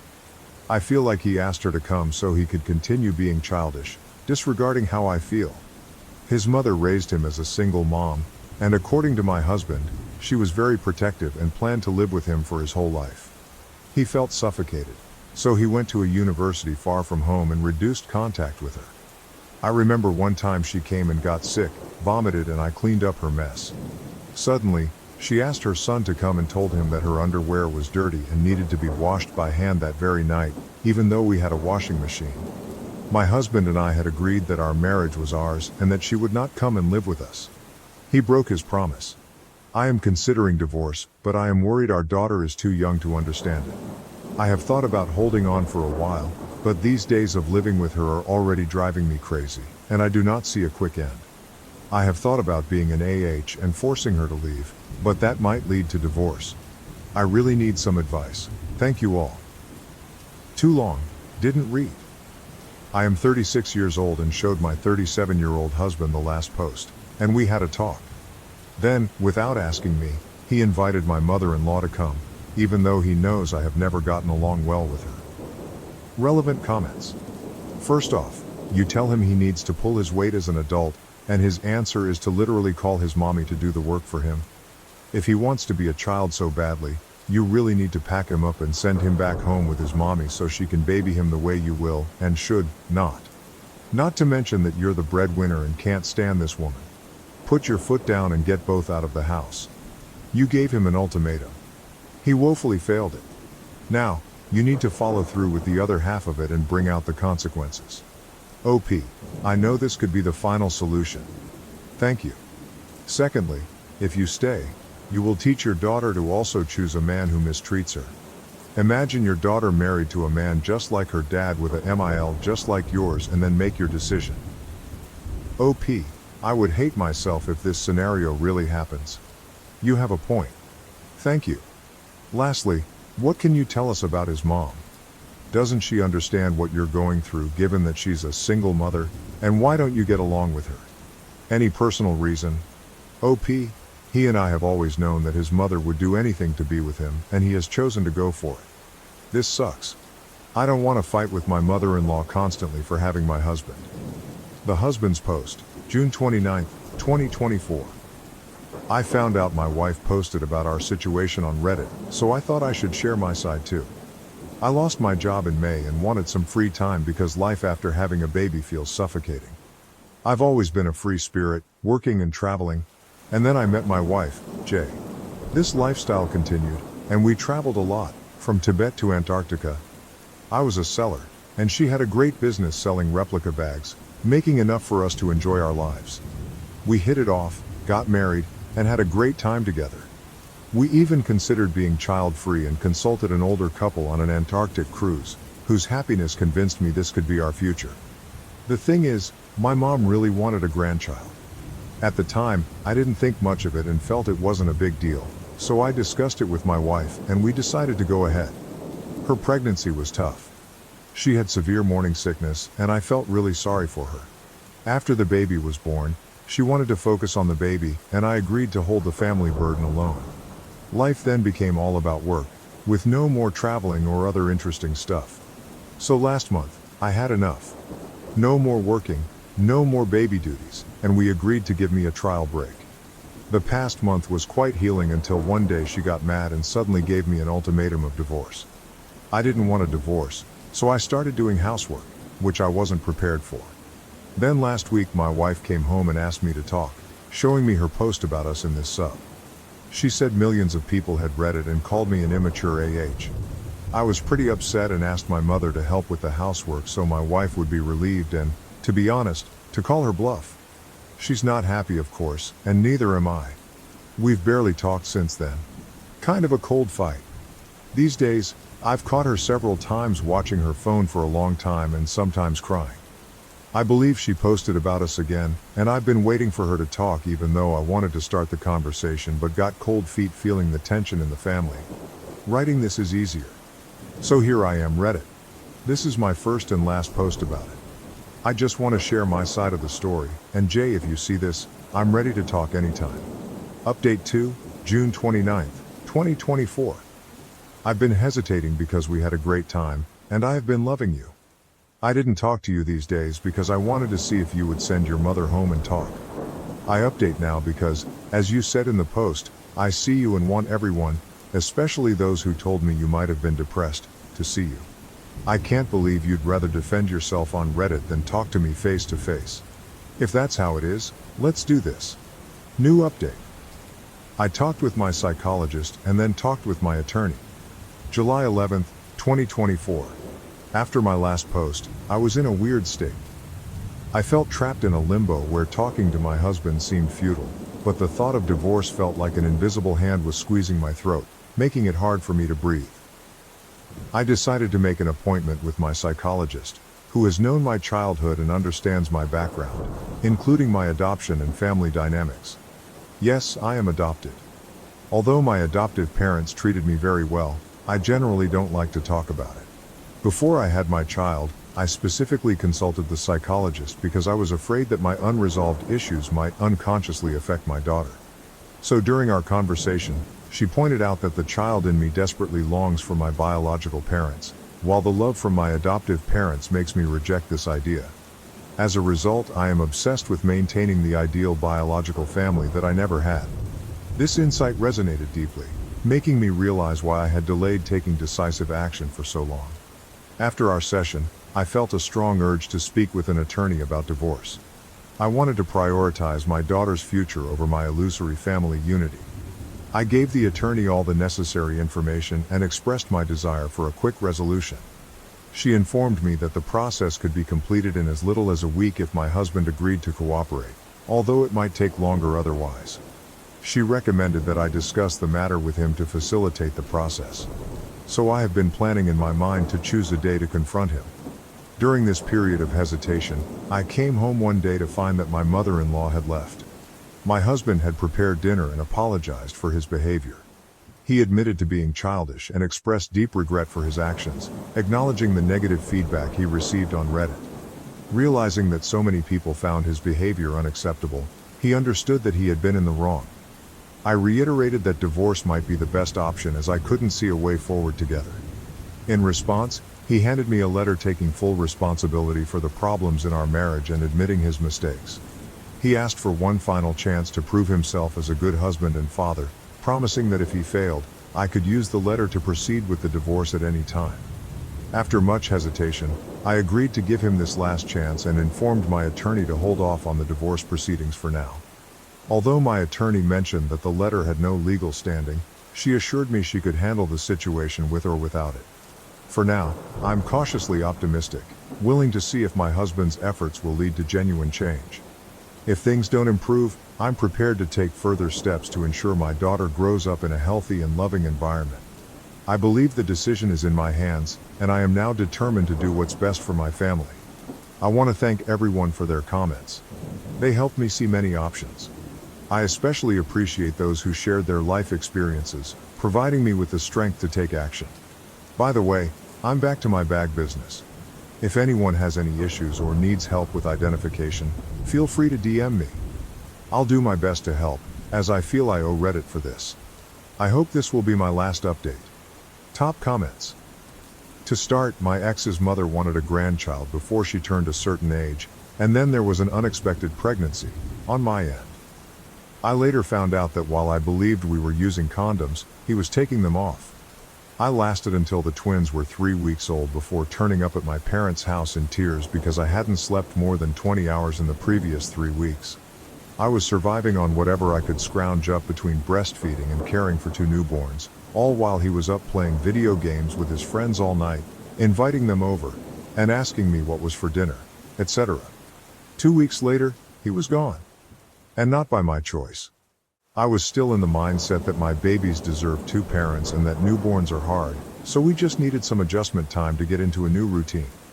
He turned to me when I asked to talk about setting up a way for both of us to be supported and spend time learning how to be a family. Even if that meant the twins and I spending part of the week with my parents, just down the street, we could almost see each other's driveways if you stood at the end of one. He told me he was moving 6 hours away. I was now a single parent. Good luck with life, and to keep renting the house so he has somewhere to crash if he felt like visiting, etc. His mother lasted another 6 weeks before she had a hissy fit over not being able to raise the twins or dictate how I did things with my babies. She wanted them formula fed, but I had a decent supply and no wish to be constantly washing and sanitizing bottles that weren't desperately needed. My twins are now 10. There has never been so much as a birthday or Christmas card from anyone in their paternal family. I did leave the door open for them to see the twins anytime, just let me know and I'd work it out. Their uncle sounded enthusiastic but never took me up on the offer. I recently found out that my uncle has just gotten out of jail for drug-related crimes and has been in and out of rehab. Reply: what an utter AH. Well done to you for persevering. The baby trap scares me too. The most ideal, perfect for each other couple I know had a poor baby and were screaming at each other within 2 weeks because the dad wouldn't step up at nighttime, claiming he'd already been up. He hadn't at all. He had already abandoned her shortly after birth because his mom needed him when she had a hip replacement, a scheduled, privately arranged hip replacement that she could have had any time, but deliberately chose the due date. And she has plenty of cash to hire a live-in carer. They're still together, and I get the impression my friend has just accepted she's the baby girl's mom, and he's their dog's dad. Pretty sure they won't have any more kids or pets. Another reply. Lastly, I had a friend who was with her on and off boyfriend for 10 years. When things got boring, he'd leave, then come back with some big declaration of commitment. Let's go on holiday, buy a house, have a baby. And every time, like clockwork, when things got into a routine, he'd leave. The last time, he told her she had become bored after giving birth. She was exaggerating how much work a newborn is, and didn't give him any of her attention. He went to his family, who loved her, and claimed she had cheated to explain why he was leaving. She did a DNA test to prove it, but you could just tell by looking that it was his kid. The family believed she had cheated and got lucky. They all refused to acknowledge her or the child. He refuses to pay child support, to the point of quitting his job to avoid paying. Her kiddo is turning 10 soon. Every time she believed he had changed and wouldn't leave her again, no matter what we said to her. It's just sad to see someone trapped by lies when it's a giant red flag the Communist Party would be proud of. To ensure my parents were on time, I tricked them with an earlier start time on the invitation. Revealing the truth later. Embarrassed my mother. My M33 parents are late for everything. Like everything. Both my sisters and myself have been disappointed so many times. Graduation ceremonies, birthday parties, even my father's retirement dinner. It is completely my mother's fault. She is a wonderful mother and I love her dearly, she just does not understand the concept of punctuality. I have seen her talking to her sister on the phone and reminded her she needed to be at my baby sister's dance recital. She waved me off and arrived after my sister had danced. We are all used to it. My dad is just done trying to get her to be on time for anything. My now wife, F28, told me in no uncertain terms that if my mother was late for our wedding she would do terrible things to me. She was only half joking. But she was a witness to my mom and dad arriving halfway through my cousin's quinceañera. So here's what I did. It is completely on me. My wife was not involved. If there is a dick move, it was completely mine. When we were getting samples for the wedding, I talked to the printer and had one special invitation printed with the time on it stated as being 1 hour earlier than the actual start time of the ceremony. My mother was beside herself apparently when they left the house and thought they were going to miss the wedding since she was a part of it with her and my MIL lighting the candles we would use to light the unity candle and stuff. When she arrived and noticed other people were also just arriving and parking, she was so relieved that we were starting late that she just went with it. The ceremony went off beautifully. And so did the wedding pictures and the reception. The problem came last Sunday. My parents came over for a big family dinner and we didn't bother starting the grill until they showed up. She asked why everyone wasn't eating and we just said we knew we would be waiting for them since they are always late. She said that she was not always late and had been on time for my wedding. She hadn't been. They arrived 45 minutes after the time on their invitation. My idiot cousin John, real name because it's common and he deserves people to know he is adult, snorted at her statement. A few other people giggled or smiled at this and she picked up and asked what was so funny. I came clean and told her about the special invitation. She is pissed at me for not trusting her and making her look foolish in front of everyone. If my cousin had just controlled himself, she never would have known. Edit. Part of the reason she is mad is because she had her invitation framed. To be honest, I was already planning a heist with my sisters to replace it with the real one in case she ever noticed the discrepancy between hers and the one we have framed in our home. Edit number 2. Yeah, we are Latinos. And no, I do not in any way consider it racist. How many of you guessed that? I have been to Spain and it's an issue there too. And the Philippines, basically anywhere those guys were in charge. Edit 3. Stop defending John. He and I have spent 30 years messing with each other. I have an AITA story that ends with me getting an offensive tattoo, $5,000 for removal, and him getting a body cavity search at the Mexican border. I would post it, but it happened like 10 years ago. Verdict: not the asshole Aida for causing my cousin to have a body cavity search at the Mexican border, September 1st, 2022. Fine, you win. Here is the relevant part of the story. I grew up with my older cousin John. We constantly fight like in a cartoon. I also know I can trust him with my life. And he knows I will always have his back. We do, however, try and fuck each other over as much as possible. Because it's funny. So he and I went on vacation to Mexico. Things happen. I got a tattoo. Different story. Anyways, since we have relatives all over, I can always find anything I need. In this particular case, what I needed was some of the substance that cops use to train drug-sniffing dogs. It is not an illegal or controlled substance in Mexico. But the dogs will hit on you if they smell it. So I have to stay in Mexico a few extra days to deal with some of the situations he created. I was kind enough to take him to the border in TJ so our other cousin could pick him up on the American side. I was just hoping he would get the shot scared out of him when the drug dogs hit on his luggage. We learned from a young age never to carry anything illegal over international borders because we are almost always selected for screening. I knew for a fact he was clean. Just hung over. Anyways, it turns out that when a kid born in a certain South American country, carrying a Canadian passport, and only a backpack crosses the border and the drug dogs indicate he should be searched, he gets very thoroughly searched. And when they don't find anything, well, let's just look at the title of this post. He thinks I went too far. Edit: yes. I'm fully aware it was overkill. Can I defend my actions? Not really. Taken as a totality of our lives though, I still probably owe him for the stuff he has done to me. Like a lot. For the record, I did apologize. Update July 22nd, 2024, 2 years later. What happened? My parents have been embarrassed for 2 years now because of how I tricked them into being on time for my wedding. Pretty much every time I see them they say I was a dick not to trust them. Our church is very busy and full of young people. So lots of weddings. To the point where there are 3 weddings every Saturday all summer long. One at 10, one at noon, and one at 3. Sometimes, but not often, there is also an evening wedding. My little sister just got married. She snagged the noon slot. My mom got super involved in planning the wedding to prove that I'm just an immature asshole. She said that she would be on time and not miss anything. Side note. I personally hate when people clink glasses to get the bride and groom to kiss. At our wedding, people had to sing a song. My cousin John has no shame and sang like 10 times. I think people were bribing him with alcohol. I set up a betting pool for kisses depending on how late my parents were. It cost $10, and if you guessed within 5 minutes, you got a free pass to make my sister and her husband kiss. Almost everyone bet on time because of the shit extravaganza at my wedding. The correct answer was 25 minutes. Only me, my dick cousin John, and his sister Yvonne got free passes for the kissing. And I bet $100. I was confident. We raised almost $1,500 for the honeymoon with my stupid idea.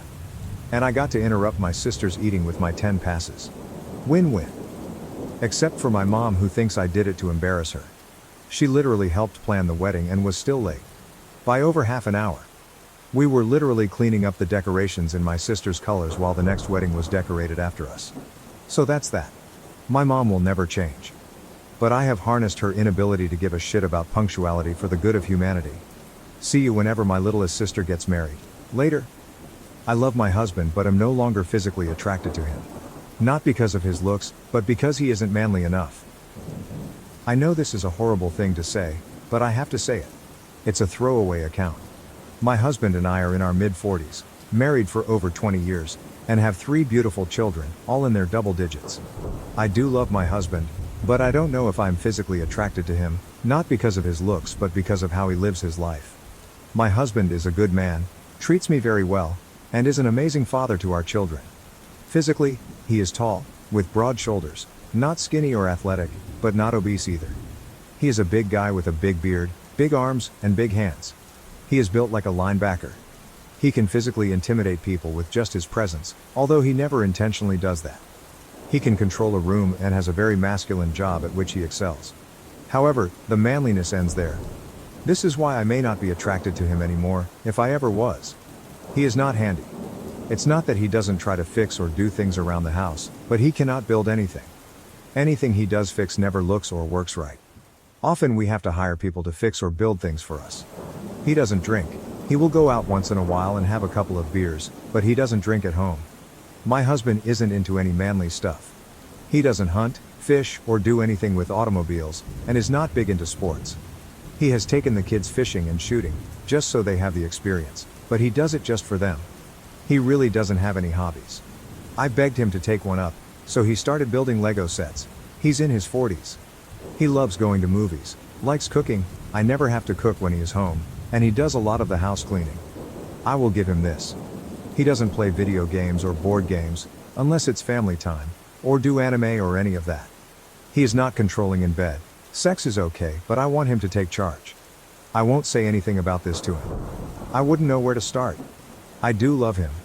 It's not that I want him to be a drunk or macho aggressive jerk, but sometimes I just want a man to take charge and fix things and be a man. This is bad, I know. I feel bad saying it, just needed to say it.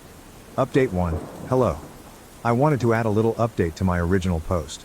I don't know how to link it to this one, so you'll have to go into my history. I received a lot of hate for my thoughts and feelings. I realized when I wrote them and read comments about them that they come off as mean and cruel. I have no right to feel this way. The problem is that I do feel this way. I don't know how to change it. I thought about it for a few days and finally needed to take action because it was weighing on me so bad. I received some messages from people telling me to have a conversation with my husband. I decided to. I thought for quite a while about what I would say, how I would say it, and tried to think of questions or statements he would have that I thought about responses to. Last night we had a talk. Kids were at work and at friends' houses. We were sitting outside enjoying the fresh evening air. I brought it up. In short, nothing went as expected and I am as confused about my marriage as I ever was. I began by telling him that I love him. I love that he is a great father in person. However, there were some feelings I could not shake and there were some changes from him that I needed. I talked about his hobbies, changing it up a bit. Working in our bedroom, what I wanted out of it. I explained in the most sensitive way that I could about how I feel about his personality and overall measure as a man. I did not use those exact words. I was more gentle. However, in order to move forward with our marriage, I felt I needed to be honest. I did tell him that I wanted honesty from him as well and wanted him to tell me what I could do to be a better wife. I know I cannot ask him to change without having some changes myself. I never expected his reaction. He literally just stared at me. Said nothing. His reaction was emotionless. No anger, sadness, acceptance, nothing. Just stared. I said everything I wanted to say. I was looking for a response. I got none. After sitting in silence for a while, waiting for some reaction or words, I just yelled at him to say something. At least tell me what I need to work on. The only thing he said to me last night was, "I knew who you were when I married you. I am not going to ask you to change anything." That's it. We sat in silence for at least an hour after that. Our oldest then came home from work, and he went to talk to him for a while. Not about our conversation, but how work went and stuff. My husband did not sleep in bed last night. He slept on the basement couch. I don't know what to do. I don't know how to feel. I do feel better about telling him how I felt, but not as great as I thought. I really do not know how to feel. Maybe that's a sign my marriage is over? I can't feel anything about it. I should be happy I said it, sad he won't talk to me, angry for no response, but I have nothing. I guess I'll give it some time for both of us to process. Update 2. I apologize again, I still do not know how to post my previous updates or the original post. Please look at my history. My last update I laid out what happened while talking to my husband. He spent that night and last night on the couch downstairs sleeping. We haven't talked about our conversation. He has talked to me, but not about that, and the talks we have are short. We have had our kids around all weekend, so I never have gotten the opportunity to sit down with him, and with him sleeping downstairs, I figured to just give him some space. I don't know how to proceed. I have talked with a coworker about this, just to get advice since I needed someone in my life to talk to. He advised me to give it a bit of time to let my husband talk to me. But if there's no change offered by him, then it may be time to tell him that we need to separate. I don't want to do that, but it may come to that. I want him to see where I'm coming from, and I want him to tell me what I can do to change. That is where we are at. No real big update, but I will give him until the end of the week. If he doesn't initiate anything, I will. Edit. Okay, I had to edit this post because there have been some comments about my coworker. I had these feelings about my husband before I talked with my coworker. We are not having an affair, we are not doing anything inappropriate. He is giving me some guidance because he is a man and I figured he could help. Nothing more than that. Also, please stop calling me names because I have these feelings and am trying to navigate them with my husband. I cannot help my feelings any more than you can help yours. Think about that. Think about an off feeling you had and wish you didn't have. It's happened to everyone, including you. So please stop. Update 3. This is not so much an update but a repeat of the edit on my previous update. I am not having an affair with my coworker. I went to him after I was having these feelings about my husband. For advice only. There is no emotional or physical affair going on. I go to him for advice, He gives it and I either take it or I don't. He is not pushing me to do anything, it's just his advice. I literally have no other friends or family in this area, or I would have gone to them. Also, these are my feelings about my husband. I have tried very hard not to feel this way, but I can't stop. I don't know how many of the angels and pure people on this app are able to control their feelings so well, but you obviously are better than I am. None of you have ever had feelings you couldn't shake or feel bad about. If you say you have, you are a liar. I posted my feelings because I am genuinely confused, scared, and don't know what to do. I feel that you guys just bash but provide no answers. There have been some of you that have been beautiful and helpful, sending me DMs, and I thank you for that. The rest of you in the comments, think before you post. If you don't want to provide sound advice, please just move on. Final update. Okay, I'm done. Not so much an update, but I have been getting so much hate for simply looking for advice. Comments, DMs, all have been just blasting me. I am not going to post on this anymore. What happens between my husband and I will remain between us. This was the stupidest decision, posting on here and then continuing to post on here. I am not cheating on my husband. It's a coworker. We have talked a few times about it. We only texted a couple of times. We don't talk about feelings for one another. Just someone I asked for a little guidance from, and he was nice enough to give it. Yes, my husband is a good man. No, I am not a piece of crap for having the feelings I do. I stand by talking to him about my feelings, because that is what people do in a marriage.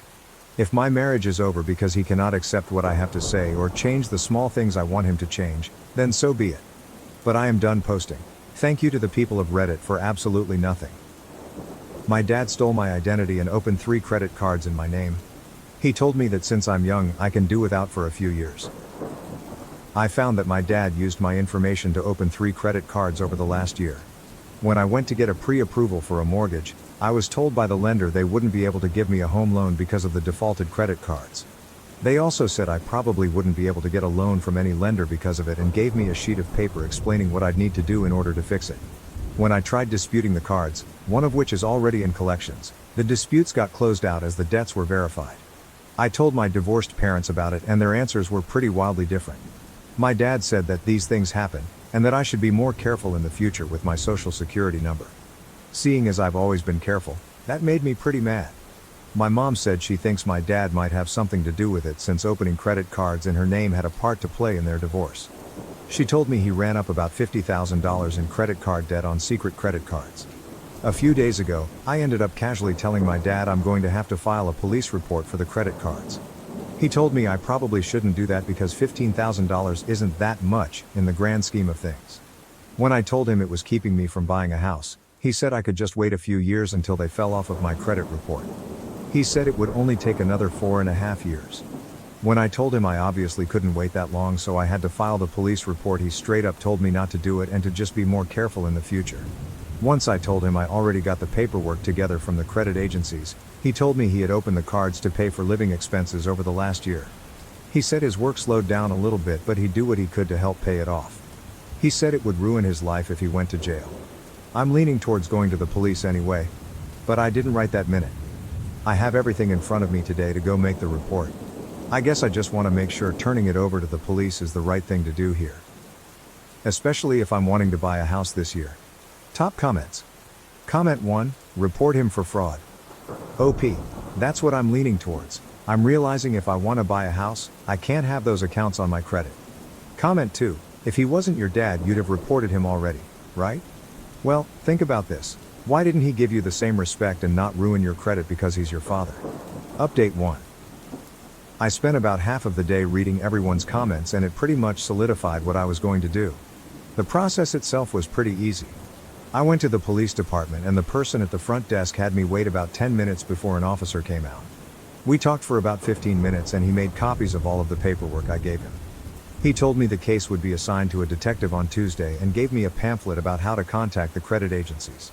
I was given a report number and was told I could use that now to start disputing the accounts. A detective is going to follow up with me in the next couple of weeks. I asked what would end up happening to my dad and the officer said it looked pretty clear cut to him, but the charging decision is 100% with the state attorney's office. He said if they decide to pursue charges, he'll likely get a warrant put out for his arrest. He also said typically if this is his first felony, he's probably going to get some sort of pre-trial diversion with court supervision or probation. He probably won't go to jail for years, but if he gets picked up on a warrant, he's going to spend at least a little bit of time behind bars. I've decided I'm okay with that because it's obvious to me he did this purposefully. He's never been arrested before, so hopefully this is a wake-up call for him. At the same time, he completely did this to himself. I'll update whenever I learn more. Top comments.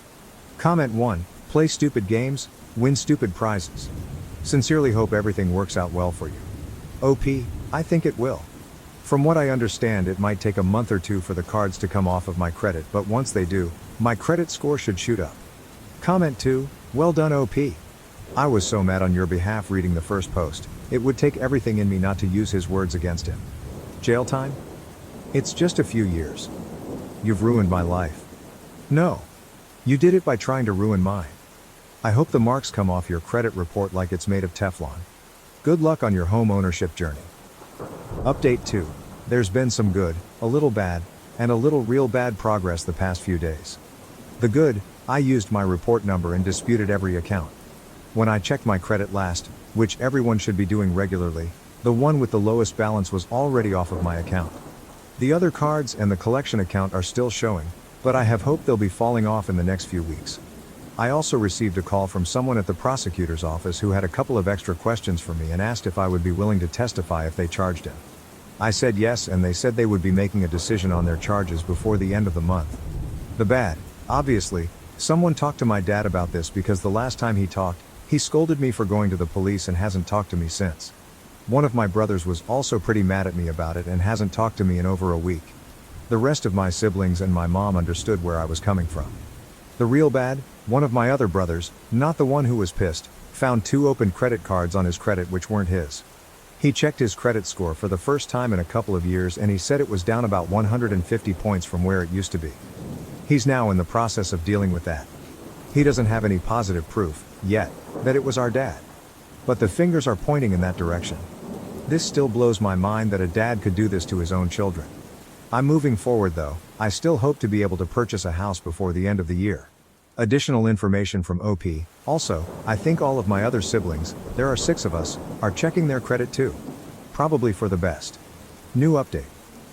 This is going to be my final update, as it seems like this has gone viral and hit a few different big websites. I'm happy to say my credit has completely returned to normal. All of the disputed accounts are now gone. Obviously, I'm excited about this since it gives me a solid financial future.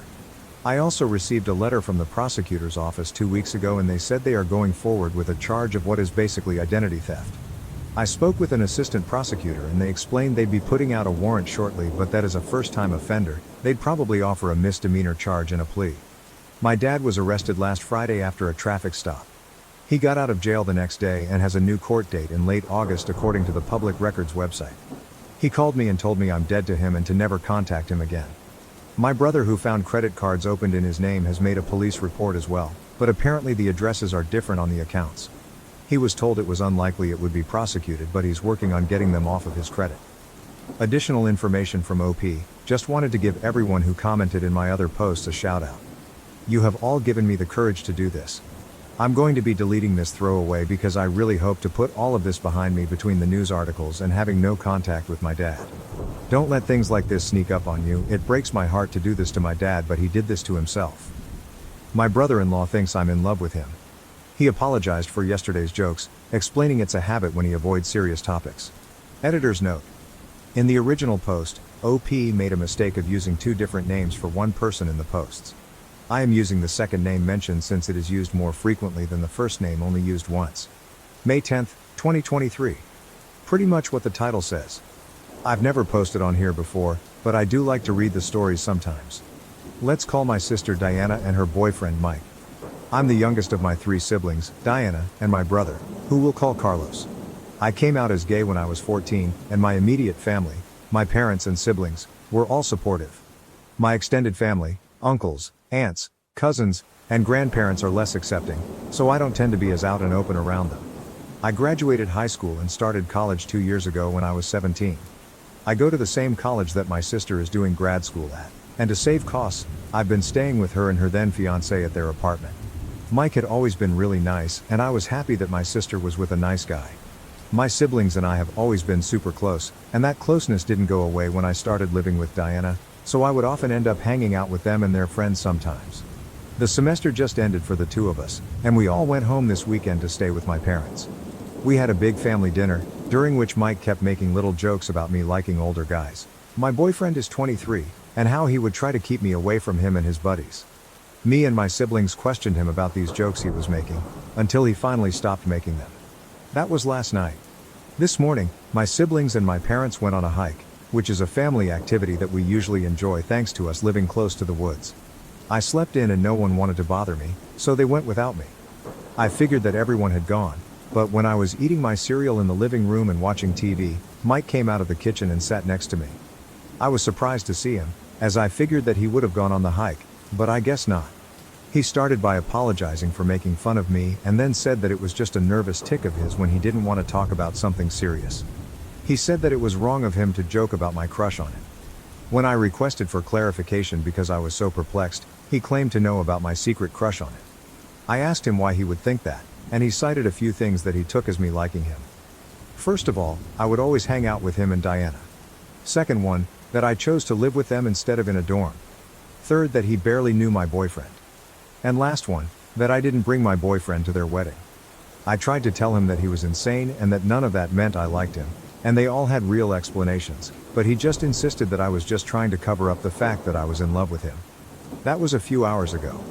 I haven't told anyone in my family this yet, and I didn't have lunch with my family since I've had plans to be out with high school friends all day.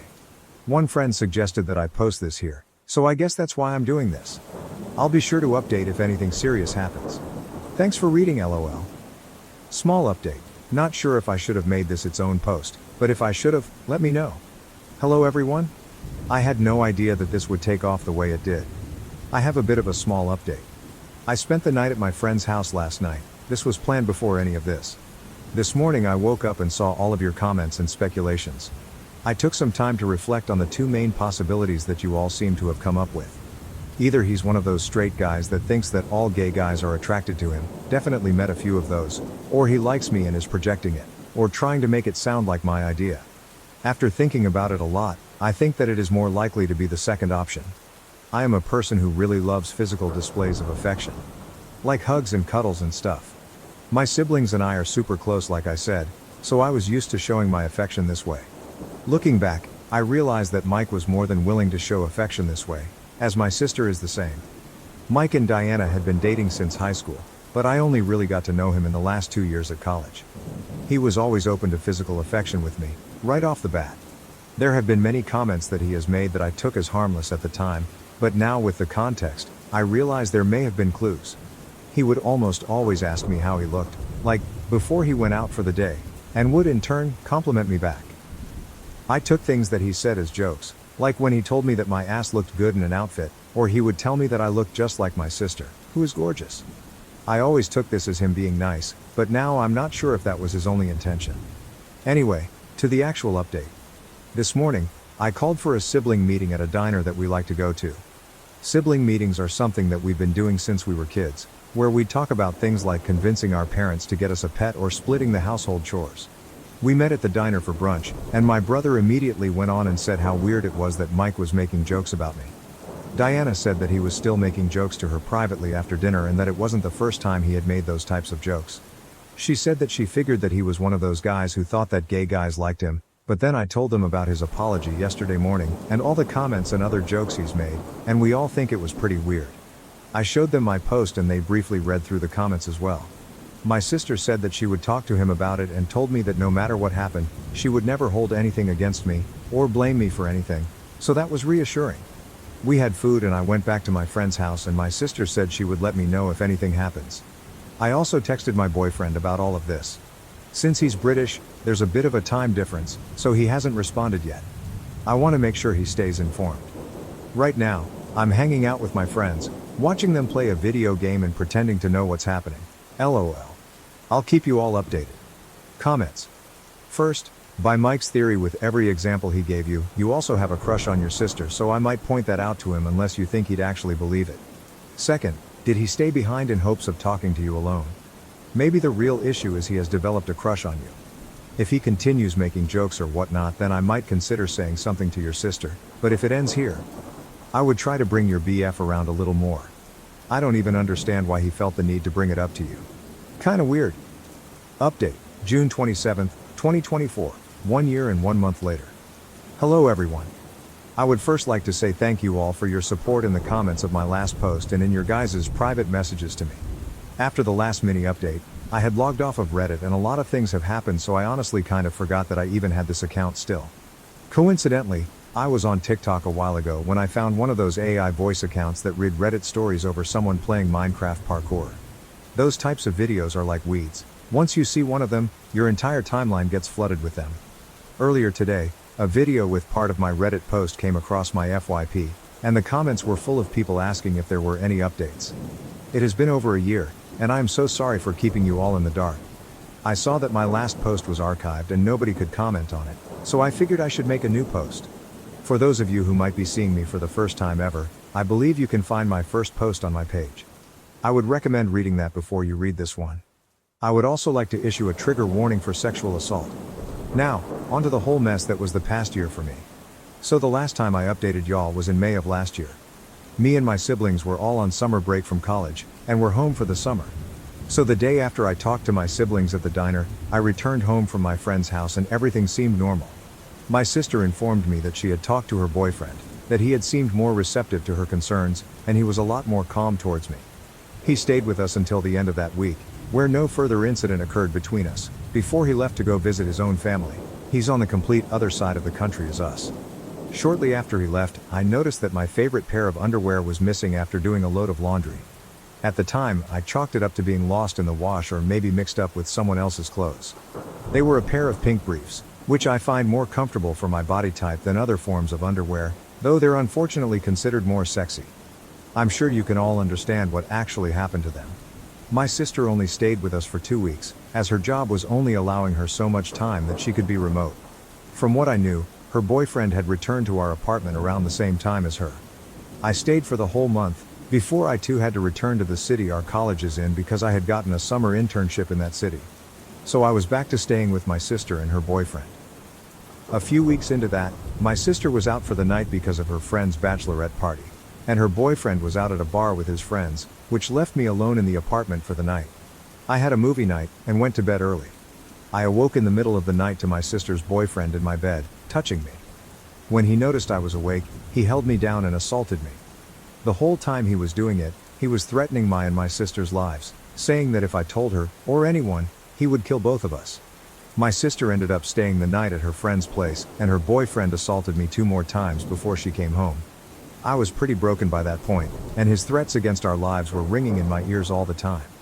This cycle continued, where my sister's boyfriend would act withdrawn from me when around others, especially my sister, then assault me whenever he could, threatening both of our lives if I ever spoke up. It's such a difficult thing to describe. The rational part of your brain tells you that it is just a manipulation tactic, that he was lying, and that I needed to speak up, but the irrational part of my brain was so scared. I don't know if that makes sense to you all.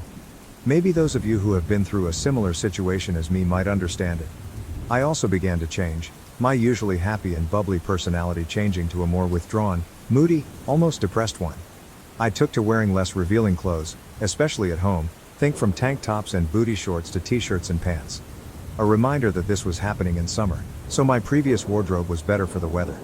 About 3 months later, in September, when I was back to school and done with the summer internship, my sister was doing laundry one day and decided to surprise me by doing mine too, because she is a sweetheart like that. She also decided to wash my sheets for me, and that's when she saw that there were blood stains on my sheets. This immediately raised concerns with her. So that day, when I came home from campus, I found my sister on the couch, with the sheet next to her. She tentatively asked me if I had been self-harming, as she herself had been through that struggle. She has scars on her thighs from doing it.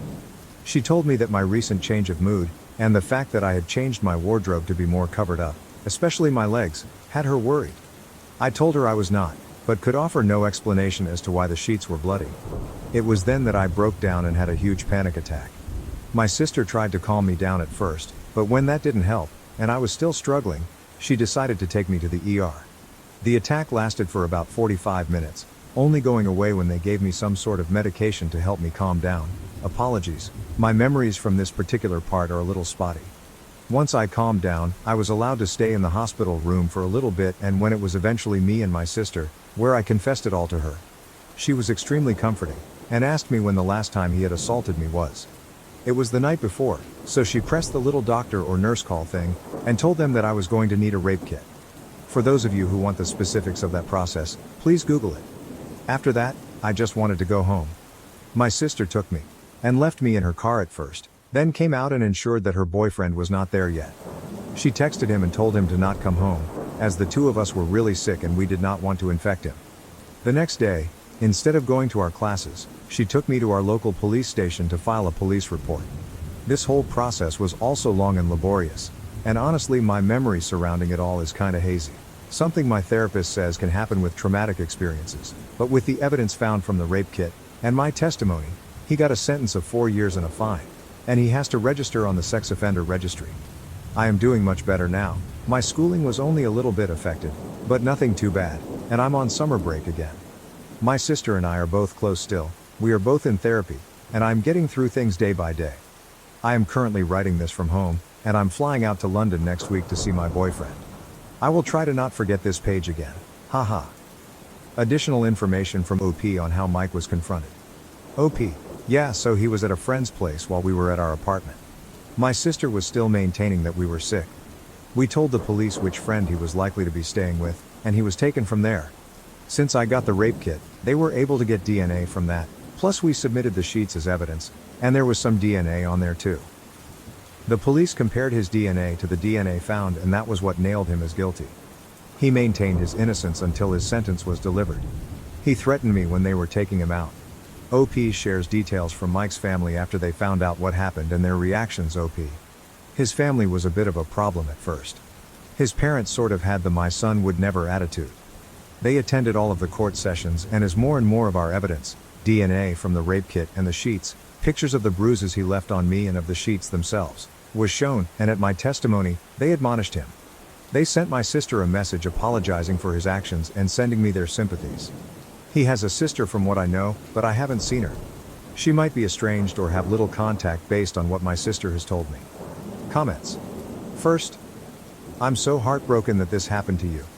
I am so proud of you for coming forward. That is outrageously difficult and not something everyone is able to do. I'm so very thankful your sister listened, believed you and supported you. There are no words to adequately describe the strength and love you and your sister have shown. All my love. OP. Thank you. I really wouldn't be anywhere without my sister. I had no idea of what to do or how to report it or anything. Thank you for your words of encouragement. Second, no the update I expected nor wanted, but I'm glad you got some form of justice. I really am praying for your recovery, honey. You didn't deserve that, and neither did your sister. I can only imagine how you feel, and I truly hope that you heal from all the hurt physically, mentally and spiritually. Sending you and your sister so much love, PA. OP. Thank you so much. I'm doing better every day. Smile. Am I the asshole for deciding to divorce after discovering that my wife had a tattoo of another man's name while I was away? My wife of 4 years got a tattoo recently with her best friend who has a very aggressive type of bone cancer. She didn't discuss it with me at all. I just did it while I was on a training mission. Came home Monday morning to her with his name tatted on her neck with a Pokemon. I have not returned home since I saw it. I have been sleeping in the barracks. I am honestly thinking about just filing for divorce. Am I wrong? Edit. I have heard from a few of my neighbors that she basically moved him in for the 6 weeks I was away on a training mission. And left a few days before I returned. She is refusing to even discuss it. All she keeps saying is it has nothing to do with me and her. Update 1, she was served divorce papers yesterday at our previous home together. She thought it would be a good idea to involve both our families without giving them a reason or context. I filed for divorce after I got home from my last training mission. So as the parents called, I told them about the tattoo and her moving him in while I was gone, and let them deal with her. Relevant comments. OP added in the comments. Spoke with my CO about it. He said I should just let Jag handle the paperwork. And he will have me in a new duty station by Monday. He said a man can't live with that level of disrespect, and I agree with him. Comment 1, what did you say to her when you first saw it? And how did she react to you? OP, I asked her what she did, and she said I got a Pokemon tattoo and showed me. I saw his name on her neck, and I just went quiet and picked up my bags and walked back on base. Went and saw my CO and had a drink with him. Comment 2, if my partner puts any other name on his body than my kids, his family or me, it's a problem. They could have done a tattoo without a name and on a place that isn't so out of the open. The tattoo on itself isn't an issue, but the name and place is. OP, exactly. It hurts that she turned me down last year about getting matching tattoos to just get one with her Pokemon Go buddy. But it's not the tattoo that is the complete disrespect and disregard that it's a constant symbol of. Update 2, got all my ducks in a row as they say. Sat down and spoke with my future ex-wife. She honestly expects me to just step aside and let her play house with her friend. Pause our marriage, wait till they are done, then continue our life together like nothing happened. I can't live with her plan, so I'm getting divorced. Wasted nearly 6 years on her already, not wasting any more of my life on her. Will be in my new duty station by the end of June. A fresh start, I hope, and put all this behind me. Relevant comments. How has his wife tried to reconcile? She has been endlessly trying to just communicate with me. After she failed to contact me personally, she went to our parents and siblings, and when that failed, she started contacting friends and people in my unit, spouses of people in my unit. She is absolutely relentless, and it's always the same bullshit about how this is just temporary because he is not long for this earth. And I would do the same thing for a terminally sick friend. What does her family say about everything? No, they are not at all pleased. At first, her parents came at me because all she told them was I left her out of the blue after returning from a training mission. I told the truth about how she got a neck tattoo with her friend's name and had him living in our house while I was on my training mission. Update 3. This morning, my commanding officer pulled me from a training flight to inform me of my wife's death and got me on a flight back to North Carolina. Should arrive at my parents' house in about 8 hours. A month ago, I filed for divorce and changed duty stations and cut her completely out of my life. I didn't want to hear how this thing with her friend James was temporary and how our marriage would go back to normal after he passed. I am not suicidal or anything like that, but I am profoundly saddened. I keep thinking how 6 months ago we were happy and in love. And now she took her own life when I just didn't accept what she was doing for a friend who was dying from cancer. I am riddled with self-doubt and blaming myself for her actions. Thinking about everything and our parents having been friends for decades, she is now dead in the water, another victim of her delusion. I know these were all her choices but still feel guilty for her death. I don't know if hell is real or not, but I hope James ends up there for what he has caused. Update 4. Had a meeting with the funeral home today. She already set most everything up and paid for it a little over a week ago. We are having a memorial service at my in-laws' house on Wednesday. Her ashes will need to be picked up in a few days. I have a grief counseling session on Friday morning. Relevant comments. Comment 1. I'm sorry for your loss. Did she ever admit to cheating? I might have missed it. OP. A week or so ago my mother called me and confirmed she was almost 3 months pregnant, so that confirmed she was sleeping with him when I was away for 6 weeks. Comment 2. Wait a sec. She was taking care of a friend with cancer and you lost your shit over it, causing a divorce, and that plunged her probably into a depression and she took her life. Sounds like you were the problem here, not so much her. OP. Not exactly. She hit the pause button on our marriage so she could play house with him while I was on a training mission in California. Without informing me. Was pregnant with his child when I came back and wasn't going to tell me. If it wasn't for the stupid tattoo she got with his name, I might have fallen for it. And slept with her, and she would have had me raise his child as my own. Comment 3. Oh, what a jerk. I'm so sorry.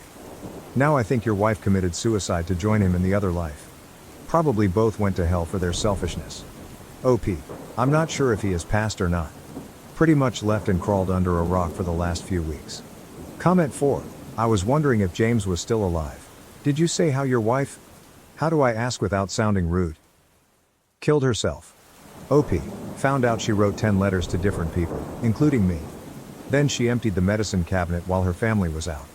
They came home, and she was in her bed and had passed away. Comment 5. What was the nature of her relationship with him?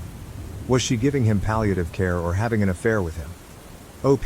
He was still active as in up and around hell as of last week. He was still working at the card shop, I was told. So we'll say an affair. My husband's inattention almost cost our baby's life, but our brave toddler saved the day while I recovered from surgery. Original post, March 11th, 2024. Hey Reddit, I need to share this story because I'm still shaking from what happened. I'm 25 years old and have been with my husband, who is 30, since 2018. We have a 3-year-old daughter and a newborn son. But tonight, things almost took a turn for the worse. My husband has always had trouble paying attention, but I never thought it would come to this. Our neighborhood is oddly laid out, with cars zooming by at crazy speeds at all hours of the day. I was folding clothes when I heard our toddler screaming, "Dad, help!" That tone made me drop everything and sprint outside.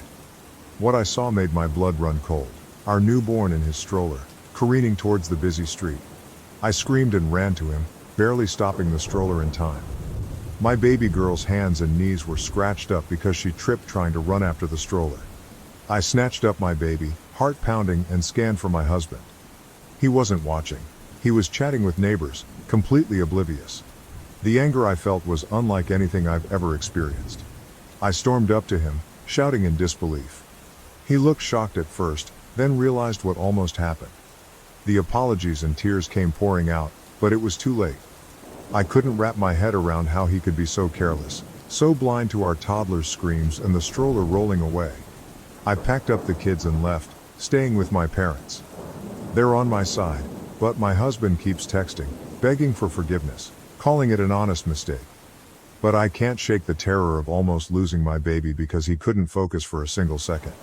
My baby girl got hurt in the process because he couldn't pay attention. I almost lost my son because he couldn't pay attention. I can't stop crying. I feel so guilty. I wish this all never happened. Sorry it's short. I just want to hold my babies and I can't stop shaking every time I think about it. What if I was just 1 second late?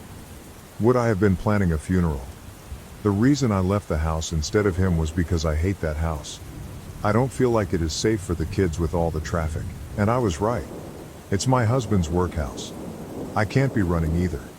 I had a C-section less than 6 weeks ago. A lot of people are saying, why wasn't I watching the kids? I was doing their laundry like a parent. He takes them for walks to have bonding time with them. He literally created this by himself. This has never happened before. How was I supposed to know? And people are saying, why didn't I get him checked out? I'm not his mother. He is 30 years old. I'm sick of people acting like I have to parent my own husband while I literally have a newborn. A toddler.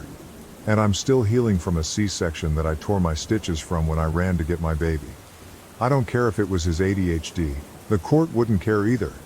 If he had killed my child, he would have gone to prison either way. Relevant comments and additional info from OP1 commenter expressed confusion about the situation, questioning why the baby was in a stroller unattended and how the stroller ended up in the road. They pointed out that most parents have experienced near-death situations with their children due to naivety and overestimating a child's awareness. The commenter acknowledged that the husband seemed remorseful and suggested having a serious talk, possibly considering a move instead of immediately contemplating divorce. OP responded by clarifying that she was inside folding laundry when she heard her toddler scream for help.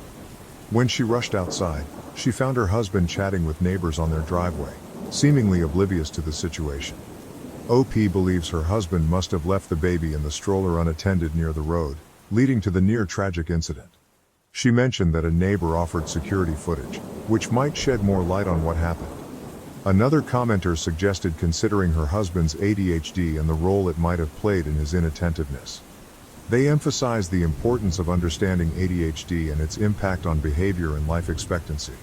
They advised OP to communicate her needs clearly to her husband and seek solutions like medication or lifestyle changes to manage his ADHD better. OP agreed, explaining that she was waiting for the security footage to understand the situation fully. She described her house layout and how she could hear her toddler from the open window in the lounge. When she ran outside, a neighbor's wife was already running toward the stroller, and another neighbor was helping her daughter. OP's husband was just standing there, seemingly in shock. A third commenter expressed horror at the situation and concern for OP's well-being, given that she had just had a baby via C-section. They questioned what her husband was doing and suggested that watching small children near a busy street should be treated with the same vigilance as watching them swim. OP replied that she tore her stitches from the C-section and had to go to the ER. While there, she made sure her daughter got her knees and hands bandaged.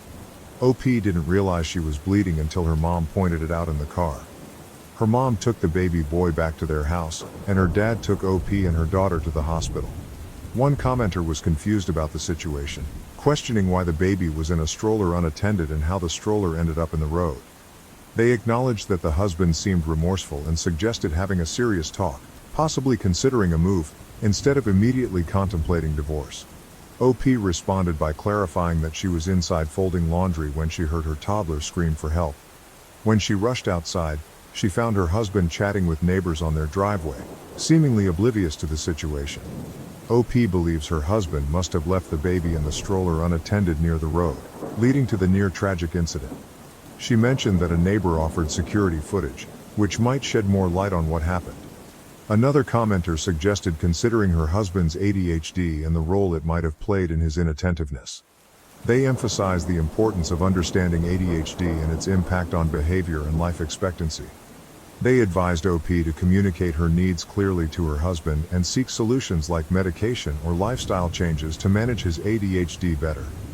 OP agreed, explaining that she was waiting for the security footage to understand the situation fully. She described her house layout and how she could hear her toddler from the open window in the lounge. When she ran outside, a neighbor's wife was already running toward the stroller, and another neighbor was helping her daughter. OP's husband was just standing there, seemingly in shock. A third commenter expressed horror at the situation and concern for OP's well-being, given that she had just had a baby via C-section. They questioned what her husband was doing and suggested that watching small children near a busy street should be treated with the same vigilance as watching them swim. OP replied that she tore her stitches from the C-section and had to go to the ER. While there, she made sure her daughter got her knees and hands bandaged. OP didn't realize she was bleeding until her mom pointed it out in the car. Her mom took the baby boy back to their house, and her dad took OP and her daughter to the hospital. OP updated 11 hours later. Update. The neighbor's wife sent me the footage, and I really can't just wrap my head around it, so my husband was walking with the stroller and my toddler was in front of them when they passed the neighbor's house. My neighbor was outside, washing his car, and my toddler saw his pet cat and stopped to pet it. So my husband stopped. Left my baby on the road. He didn't even bother locking the wheels and walked all the way up the driveway, not even bothering looking back at the baby. He had his back faced to him for about 5 minutes before the stroller just suddenly started moving. I think it's because the road is on a hill kinda, or it could have been the wind. My toddler never went near the stroller. It couldn't be her. The stroller went down the road and my toddler. That's when she started screaming and running for it when she saw it. The neighbor started running after my daughter when she tripped. He tried to pick her up. That's when the neighbor's wife's car comes into frame and she stops and starts running back to the way the stroller is coming. After that, you can't really see anything because it's all out of frame, but you can hear all the commotion. My husband just stood there the whole time, hand on his head with a blank stare on his face. He didn't even do anything when our toddler was crying from hurting herself. He only started crying when I confronted him. What should I do? I genuinely do not know what to do. I'm panicking. This was never the life I wanted for my kids. I don't understand why he was standing there. I have not even gotten a text or a call from him since I got sent the video. It's just been silent. I just can't get the sound of my daughter's screams. That's the sound that no mother wants to hear. I can't explain at the moment, but it felt like my blood went cold. And I just felt pure fear. I never want to watch the footage again. New update. Update. Went back to my husband after he almost killed our newborn. 19 days later, March 30th, 2024. 19 days later. Hey everyone, I posted here a while back about my husband nearly killing our newborn son. I wanted to give a quick update on the situation. After reading through the comments, I decided to go back to my husband. Many of you pointed out that if I left him, we'd end up with 50-50 custody of our kids, which I couldn't bear. So I made the difficult choice to stay, even though my love for him has faded. My plan now is to tough it out until our kids turn 18, and then leave. I'm terrified of getting pregnant again, especially since I'm not allowed to use birth control or get my tubes tied. My parents, who could offer support, are moving away, leaving me feeling trapped. Despite everything, my husband tries hard to make things right. He still treats me with affection and goes out of his way to create special moments for our family. Seeing him bond with our newborn and our daughter fills me with conflicting emotions.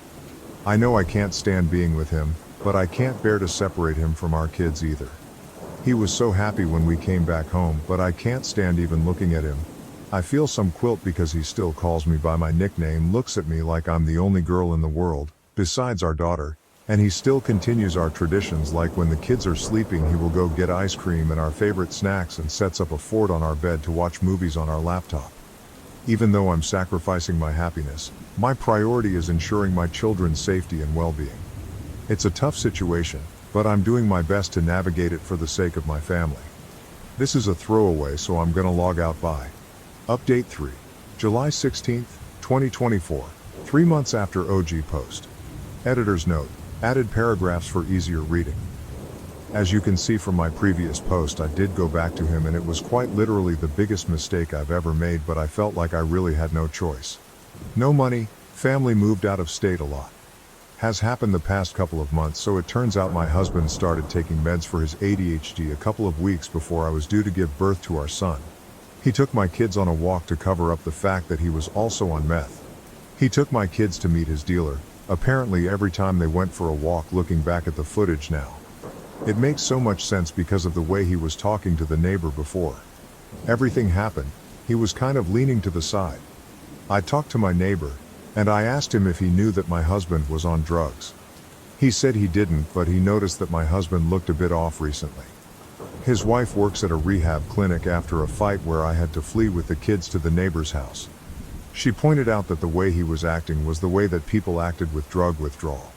My neighbor and his wife ended up helping me book a flight to my parents. I'm currently with them right now, and I have spoken to a lawyer that my parents are going to help me pay for. I think all the people from my original post that told me to keep the footage because it is going to come in handy. My husband keeps sending me videos of him shooting up and doing other substances. He keeps saying that they are going to fix him. He sent me a video of him standing in our kids' room, and he was just screaming at me, saying that it helped him cope with his ADHD. He took a knife and stabbed both of our kids' mattresses. I am not going back. He even cut up the side of my bed. There's a comment from my previous post that has been sitting in the back of my mind and has been bugging me, I think. You know which one it was by their comment. Saying I don't care if it was his ADHD, isn't going to fix anything and will probably only make things worse. Talking and thinking about it like he intentionally tried to kill your child isn't helpful either. With ADHD, you sometimes do not register things at all. The life expectancy for those with ADHD is actually significantly lower because many end up, often accidentally, killing themselves. It is not the same thing as carelessness, but learning about ADHD more deeply can help you both be safer. Understanding how my ADHD works and using different precautions, tailored to how my brain functions, has likely saved my life. You should outline what you want from him. That probably includes getting his ADHD better under control, whether through prescription medication or more homeopathic methods. Finding a different place to live if possible, and ensuring he doesn't take your kids out in the front yard without you. Also, it's puzzling that neither he nor the neighbor noticed, but you heard your child from inside. Were the neighbors just watching the stroller roll towards the street? Was your husband on the other side of the house where he couldn't see the stroller? Were you already walking outside as this unfolded? I'm trying to understand better what was happening and why your husband or the neighbor did not notice, but you did from inside. People with ADHD tend to be incredibly good and quick to act in emergency situations, so this is especially strange. I'm not accusing you of leaving anything out, but asking you to consider what your husband and the neighbor were doing that neither noticed. That seems suspicious. This is a horrible situation. I lost a pet due to the inattentiveness of ADHD, but I can't imagine losing or even nearly losing a child. What the F, it baffles me that you can even compare losing an animal to losing a child. You made people with ADHD sound completely unreliable for themselves and as if they can't do anything. You made them sound very helpless, and said that the life expectancy thing was completely uncalled for as well. I bet many people with ADHD reading that completely disagreed with you, judging from all the comments and YouTube videos I've seen on my post. I don't know if you're projecting because you lost a pet from your inattentiveness of ADHD, but if you were letting things die in your care, you need to get stronger help. And no, I was not going to lay out what I wanted from him. He's the one that started mixing his meds and was high off his mind every time they went out for a walk. I am not an ableist. I was in a very vulnerable state when I first posted my original message. All I was doing was looking for help and advice, but all I got was, "Where were you? And what were you doing?" Why weren't you with the kids? Why didn't you get your husband checked out? I was healing from a C-section. Get that through your heads. I genuinely hope that everyone who said something horrible about me and my original post has to get cut open and then, 4 days later, be forced to run down the street. I gave him another chance, like you all said in my original post, and you saw what happened. Stop using ADHD as an excuse. I genuinely believe that if he had killed my child, you would have defended him. And no, I did not know he was on drugs. To all the people who reached out to me, I am forever grateful. All the parents with ADHD who didn't make me feel like it was all my fault and shared their stories with me made me feel seen. I know exactly how it feels. I hope everyone is doing well. To everyone who defended me, I wish I could give you a big hug and send gift baskets. Thank you all from the bottom of my heart, and I am so sorry about that comment that person made. I know you are all not like that. You are genuinely intelligent, judging from all the comments I've read. I cannot thank you enough. And to the one person who sent me that horrible message, I genuinely hope I run into you one day so I can confront you. If you say anything about my daughter or my son one more time, I will track you down. Logging out. Top comments. First comment. Like, I have ADHD and in my first house I taped all the burners in place so I couldn't turn them on, and in my current one I just turned the gas to the stove off completely. Knowing your limitations is a part of playing the cards you're dealt, and there's a good damn reason I'm not having kids. Why the hell would I put myself in charge of a little suicide machine when a lapse of judgment could cost their literal actual life? Second comment. It's possible to do both. Understanding means understanding that the precautions an ADHD person has to take may look different due to how their brain works, or sometimes prioritizing the essential stuff while letting some small things slide. It never means comprising the safety of your children. Like, I have specific routines to ensure I never leave my purse anywhere. It is so essential that I've basically programmed my brain to get anxious if I'm out of the house and don't feel the weight of the crossbody strap on my shoulder. Which also means, for this to work, I'm limited to only owning crossbody bags. That's the looks a little different. I can't just get a clutch and my whole system collapses. It also means that my water bottles are reused pop bottles because sometimes I leave them places. Which is okay, because I'm not spending any money on them. That's me picking my battles. But there is never a solution of just accepting that I'm going to leave my purse somewhere. It's been years and years since I've slipped up. Third comment. Let's be honest, it wasn't ADHD, it was meth and a total disregard for the children's lives. I have ADHD and am the sister of a 10-year-old boy. Even to this day, I have an automatic reaction whenever a kid trips. One eye is always on a small child, especially one that can walk. Babies should always be within arm's reach. No excuses. My wife will not shut up and I'm not sure I can take it that much longer. Is it possible for that to be a reason to leave? I'm not sure if I should have posted this on AITA instead. But here goes. My wife will not shut up. I'm not talking about your usual chatty Kathy. I mean she, almost literally, will not shut up. She will talk continuously from the moment she knows I am within earshot. Not just in the same room. I mean as soon as it's reasonable to assume that I can hear her. She will not stop talking until I'm gone, and sometimes not even then.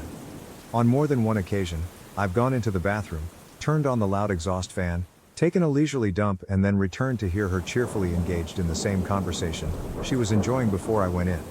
She also refuses to use the exhaust fan while she's in the restroom because it would prevent her from being heard.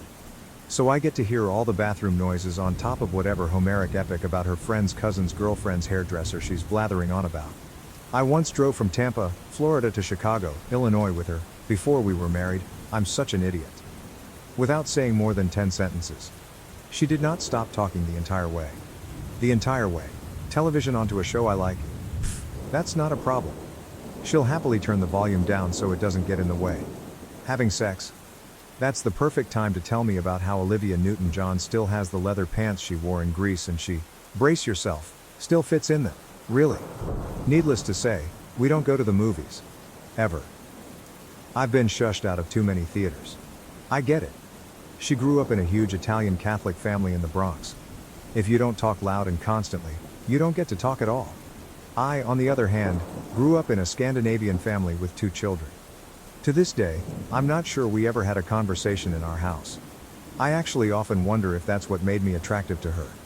I was taught to politely listen to people and then wait for them to finish before replying.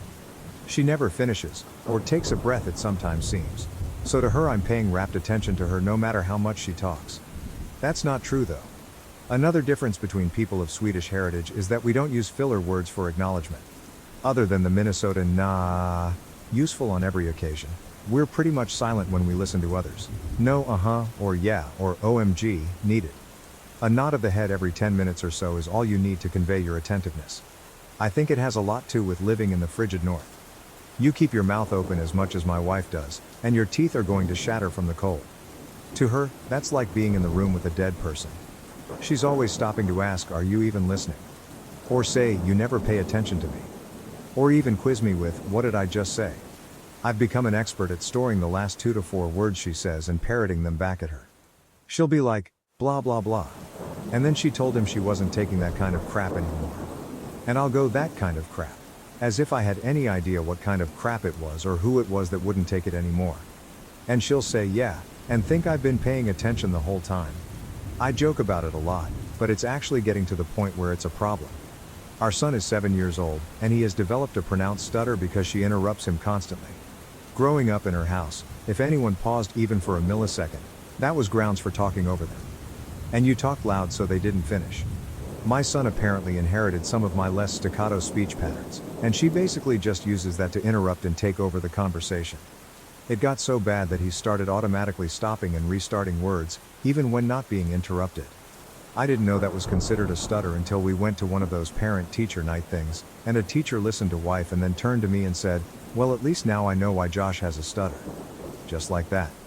She's failed at least one job interview because of this. I know because I lined it up with a business acquaintance myself. He called me up and said sorry, but he just couldn't take being in the same room with her because she wouldn't stop talking. We rarely are invited for a second couple's date. She monopolizes the conversation every time we go out with other people.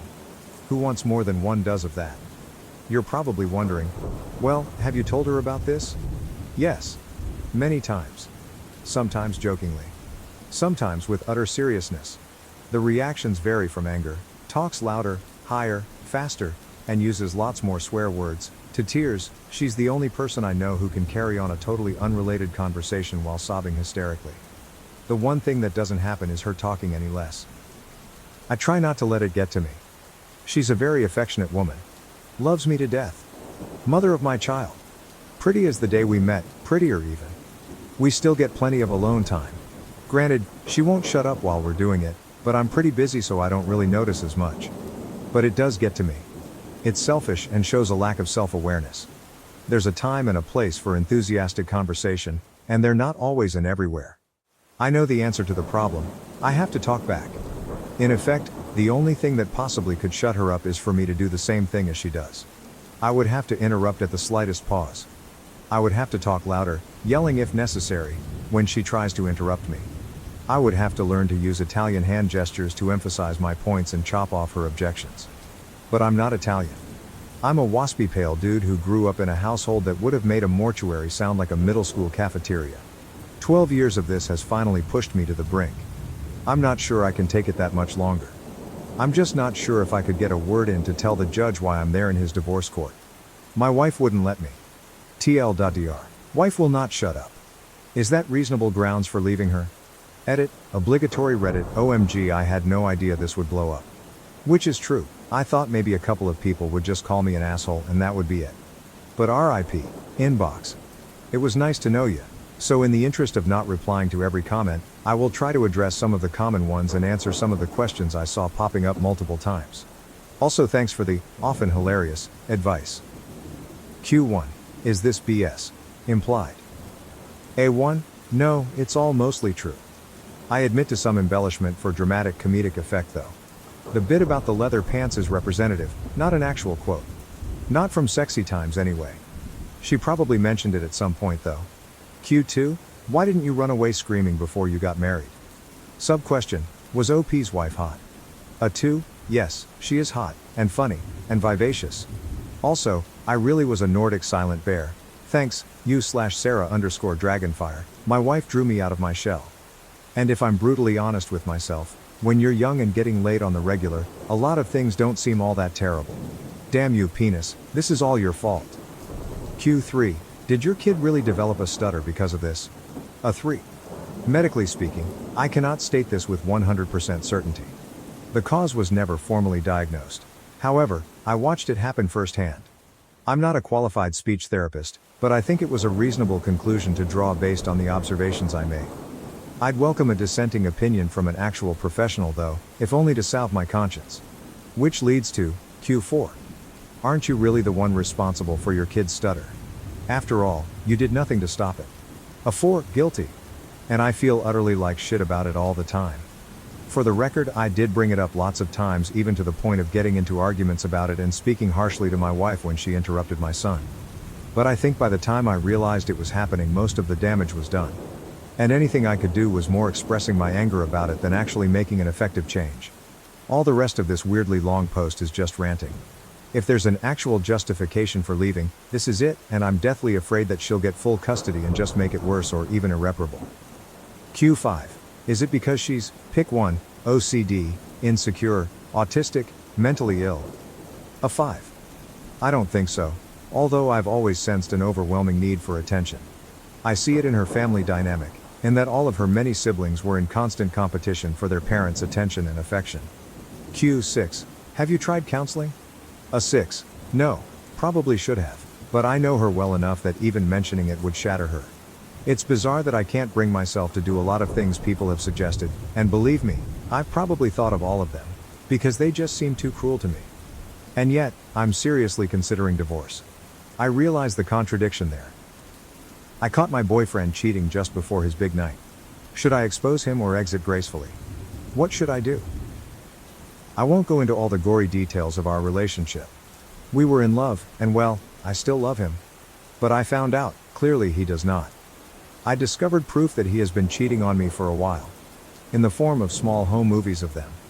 I don't know the girl, and from the looks of their conversations, yep, went ahead and post-discovery snooped. She has no idea I exist. Tonight is the biggest night of my BF's life. He's receiving a state award at a big dinner with a few hundred people attending, from his mom and dad to councilmen and all of that. In fact, the only reason I discovered this transgression is because I've been putting together a little video for him to enjoy some of the key moments of his life. You know, typical sappy shit. I'm burdened with a lot of power right now, and I don't know if I have it in me to do the right thing. Or if I even know the right thing. I'm blinded with tears of rage and sadness and betrayal. But at the same time, I love him, have loved him, and do I really want to do this? The relationship is over, no doubt about it. I am not a woman who will take her man cheating on her, certainly not. That's not the issue. The issue is, there are cutest selfies of the two of them. A lot of them, only shared between the two of them. Nothing lewd, there's plenty of that on camera though. Do I sneak one in the snap reel as a way of letting him know that I know? Or do I simply confront him after his moment in the sun passes? I'm not going to pick up everything and leave without cutting contact. That's not my style and it wouldn't make me feel good, just very sad. Do I do the bitchy thing for once in my life? To anyone looking at the snap reel, it would just look like a picture of him and a friend. But to him and to me, it would be a private message, an outing. Help me Reddit. I don't know what to do this time. TLDR, found out BF was cheating on me, and have the power to let him know via slipping a photo of the two of them into the snap reel showing tonight. Should I do it or gracefully exit his life? Relevant comments. Comment 1. Nah, you know what?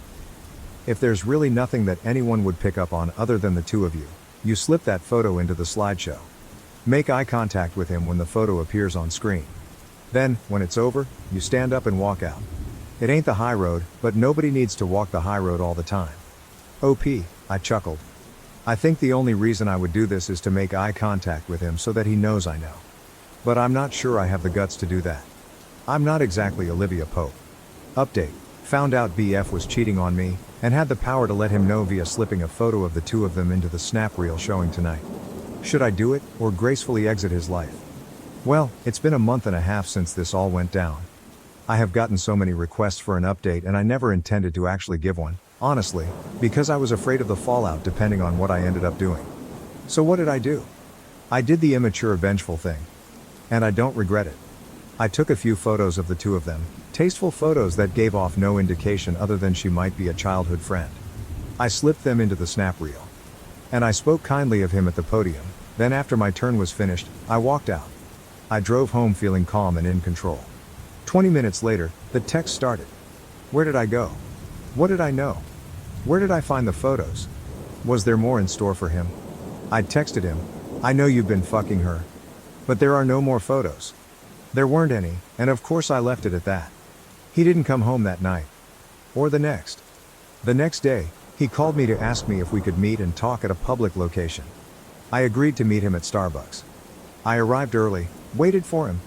He showed up a few minutes late and took the seat across from me. He started right off with the excuses, how it just happened and he regrets it fully. She doesn't mean anything to him, and that she looked like a girl he had a crush on in high school and he was powerless against his teenage self. I didn't interrupt him, just let him have his time. When he was done and looking at me for a sign of what might happen next, all I could say was, so where did you stay the past few nights? Her house. And what did you do? He wouldn't answer. There hadn't been any doubt in my mind. Really. I knew I was leaving him. He talked over himself, apologizing, begging for forgiveness, saying he'd change. I told him that I didn't want him to have to change himself. That if who he was, naturally, was someone who cheated on his girlfriend, then that's not someone I wanted to be with. He said that he was thinking of proposing to me, and all I could say after that was, good thing I found out before. Fast forward to a few weeks later. He's moved out and I'm doing well. We have cut off contact.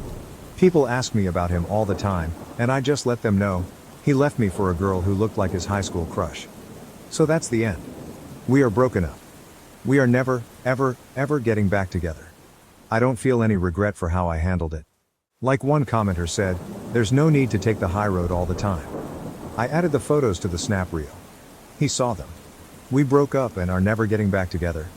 I don't regret my choice, only that I wasted 3 years with an overgrown child. My wife's gym addiction is ruining our marriage. She's having an affair with a gym friend, leaving me with our unborn child. OP's wife, 30F, has always been fit but has been increasingly passionate about working out over the last 1.5 years, returning to a gym she had previously left due to her busy schedule. The gym slowly started taking over her schedule, both weekend days, and every weekday pre- and post-work.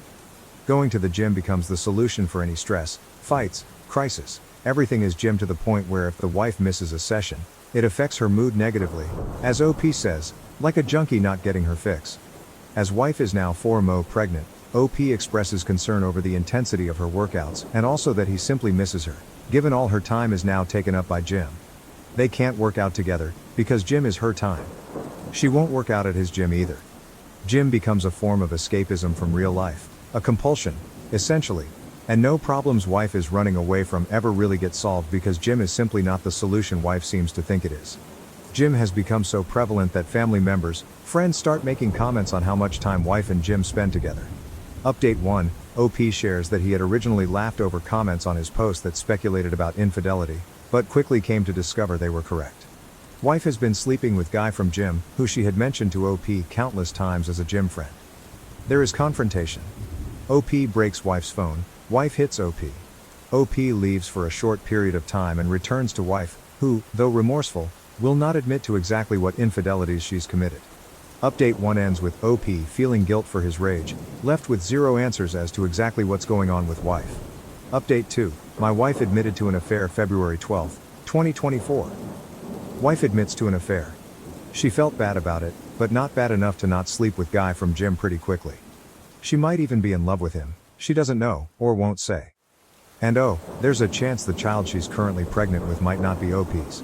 She'll get a paternity test though. Stellar work wife. My wife is moving in with her AP, they're in love February 22nd, 2024, guy from gym and wife, who will still be referred to as wife. For now.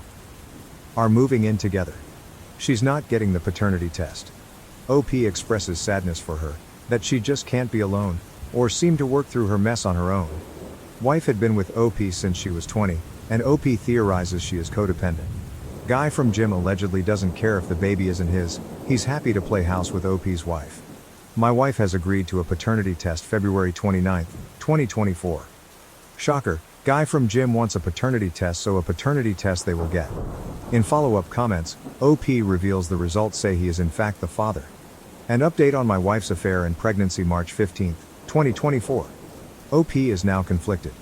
He has gone from excited to be a father, to not being sure he's going to be a father at all, to now knowing he will be the father of a child born into the disaster that wife has created. There is a small but non-physical confrontation between OP and Guy from gym when wife brings him to OP's house to gather things she needs, and OP tells Guy from gym to leave or he's gonna punch him. OP and wife have private words upstairs. Wife is just so in love with Guy from gym, she can't help it. Predictably, confrontation becomes physical when OP returns to his living room to see Guy from gym still standing there despite the warning, and so OP follows through and coldly clocks him. Update 5 closes with OP and wife still legally married, but wife dedicated to living with and loving Guy from gym. Another installment of the implosion, which is my marriage, April 10, 2024. OP's wife is still purganante, 26 weeks. OP and wife have agreed that he will be the one in the delivery room when the baby is born. And Guy from gym will not be present. Guy from gym has a big problem with this, of course, because having an affair with and housing another man's pregnant wife simply would not be enough. OP prepares to sell the marital house and split the profit. He gets to keep their dog, thank God.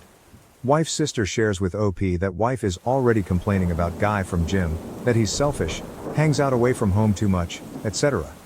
Birds of a feather and whatnot. OP ends the update, expressing that he is at least happy his soon-to-be ex-wife is miserable. I'm still alive, May 19, 2024. I'm still alive. I'm mainly posting here because several people have reached out to me and were concerned that I'd taken my own life. No, I'm not on the brink of ending my life. I think I'm doing better than I have since all of this started.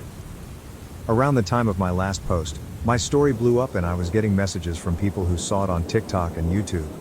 I had to take a step back because it was a little overwhelming. I have over 100 unread messages here.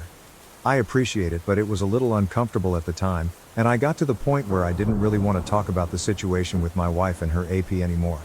So as of today, our baby is due in less than 10 weeks. We're in the home stretch now. I don't feel prepared at all. All of this other stuff has just been so distracting. I started working in a nursery. It's not done yet, but I have the floor finished and the walls painted. My ex-wife was impressed with the color scheme and furniture I chose. She's not legally my ex-wife yet, but I've started calling her that. It sort of makes it easier. I also packed up a bunch of her stuff. Originally I refused to spend my time packing up her things, but eventually just said screw it and started packing it. I'm at the point where it'll just be easier to not see all of her stuff around here. Why did I leave it for so long? She came over to get some of the boxes I packed up. She came alone. Things were fine between us. I loaded the stuff into her car. We didn't argue. At one point she started to tear up and said she fucked up. I said yeah she did, but there's no point talking about it now. She shit all over our marriage. She has her muscle-bound asshole to go home to now anyway, so who cares? She said I know, but it's not the same. I told her nothing has been the same since she decided to fuck him the first time. Supposedly he's going to let me be in the delivery room when my baby is born. I didn't even argue it when she said it like that, but inside I was boiling at the idea of him letting me be there for the birth of my child. She says she talked to him and he agreed it wouldn't really be right to not allow me to be there. I'm going to take what I can get if it means being there for the birth of my child. I'm going to try to just ignore him for the time being. She was acting all sweet and laying on all of the I really want you there, I really need you there stuff, and I know mentally I'm not in a place to be that cold to her when she starts acting that way. I'm trying to be indifferent more than anything else, but it's so hard when she's actually around and starts looking at me a certain way and making me feel bad. She invited me over to see the nursery they have set up at his house. I'm not sure I can bring myself to go into another man's house and look at the nursery set up for my kid. I did ask her if she was truly safe there though. I don't know why, it's just been bothering me. As pissed as I still am, I don't want to find out he's mistreating her, and I definitely don't want my kid to be going into an unsafe household. I haven't told her about anything her sister has told me. They probably won't last, but as of right now there's a very good chance my newborn baby will be going home to his house. It kills me to think about. It's almost soul-destroying to think about if I dwell on it too long. She says she's fine. He genuinely loves her. He's great with kids. He accepts that she's having a baby and that this is part of the package. She insists it's not weird because she wasn't pregnant when anything started between them. I asked her why she did it. Why did she ever let anything start between them in the first place? She said I don't know. Then went into I don't want to talk about this mode and left pretty soon after. Typical behavior from her. Just run away. Overall I'm doing okay. I'm not sitting here depressed and drinking a bottle of scotch every night anymore. I mean on occasion, but for the most part no. I feel more used to my new normal now, and that'll all change yet again pretty soon. Additional info: there's a draft of a custody plan now, but the court won't approve anything until after the baby is born. Right now she's in agreement, but there's plenty of time for her to change her mind, or for him to convince her to change her mind. She plans to breastfeed, but with agreement that she'll pump and the baby can drink from a bottle when not with mom. Everything I've read says a baby ideally needs to spend time with each parent frequently, without gaps that are too long in between, and it's best if each parent is feeding, changing, bathing, etc., during their time.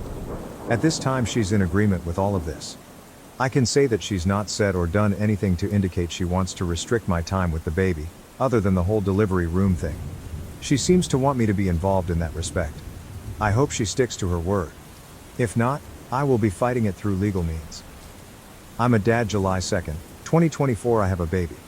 A little girl. I'm a dad. She was born yesterday at 11:57 p.m., 2 weeks early. As he's done before, she was having some pains off and on and he left for work yesterday morning. She works from home on Mondays. She told me around 8:30 a.m. she was having contractions 17 minutes apart. The same thing happened not long ago, but then by evening all the pain stopped. I was at work, so I told her to keep me posted. A little later she said they were 15 minutes apart and she had some other signs it might be actual labor starting. I asked her if she needed somebody there with her. She said wanted me to come be with her. I didn't even mean to volunteer myself. She was scared. I didn't even ask why she didn't call him.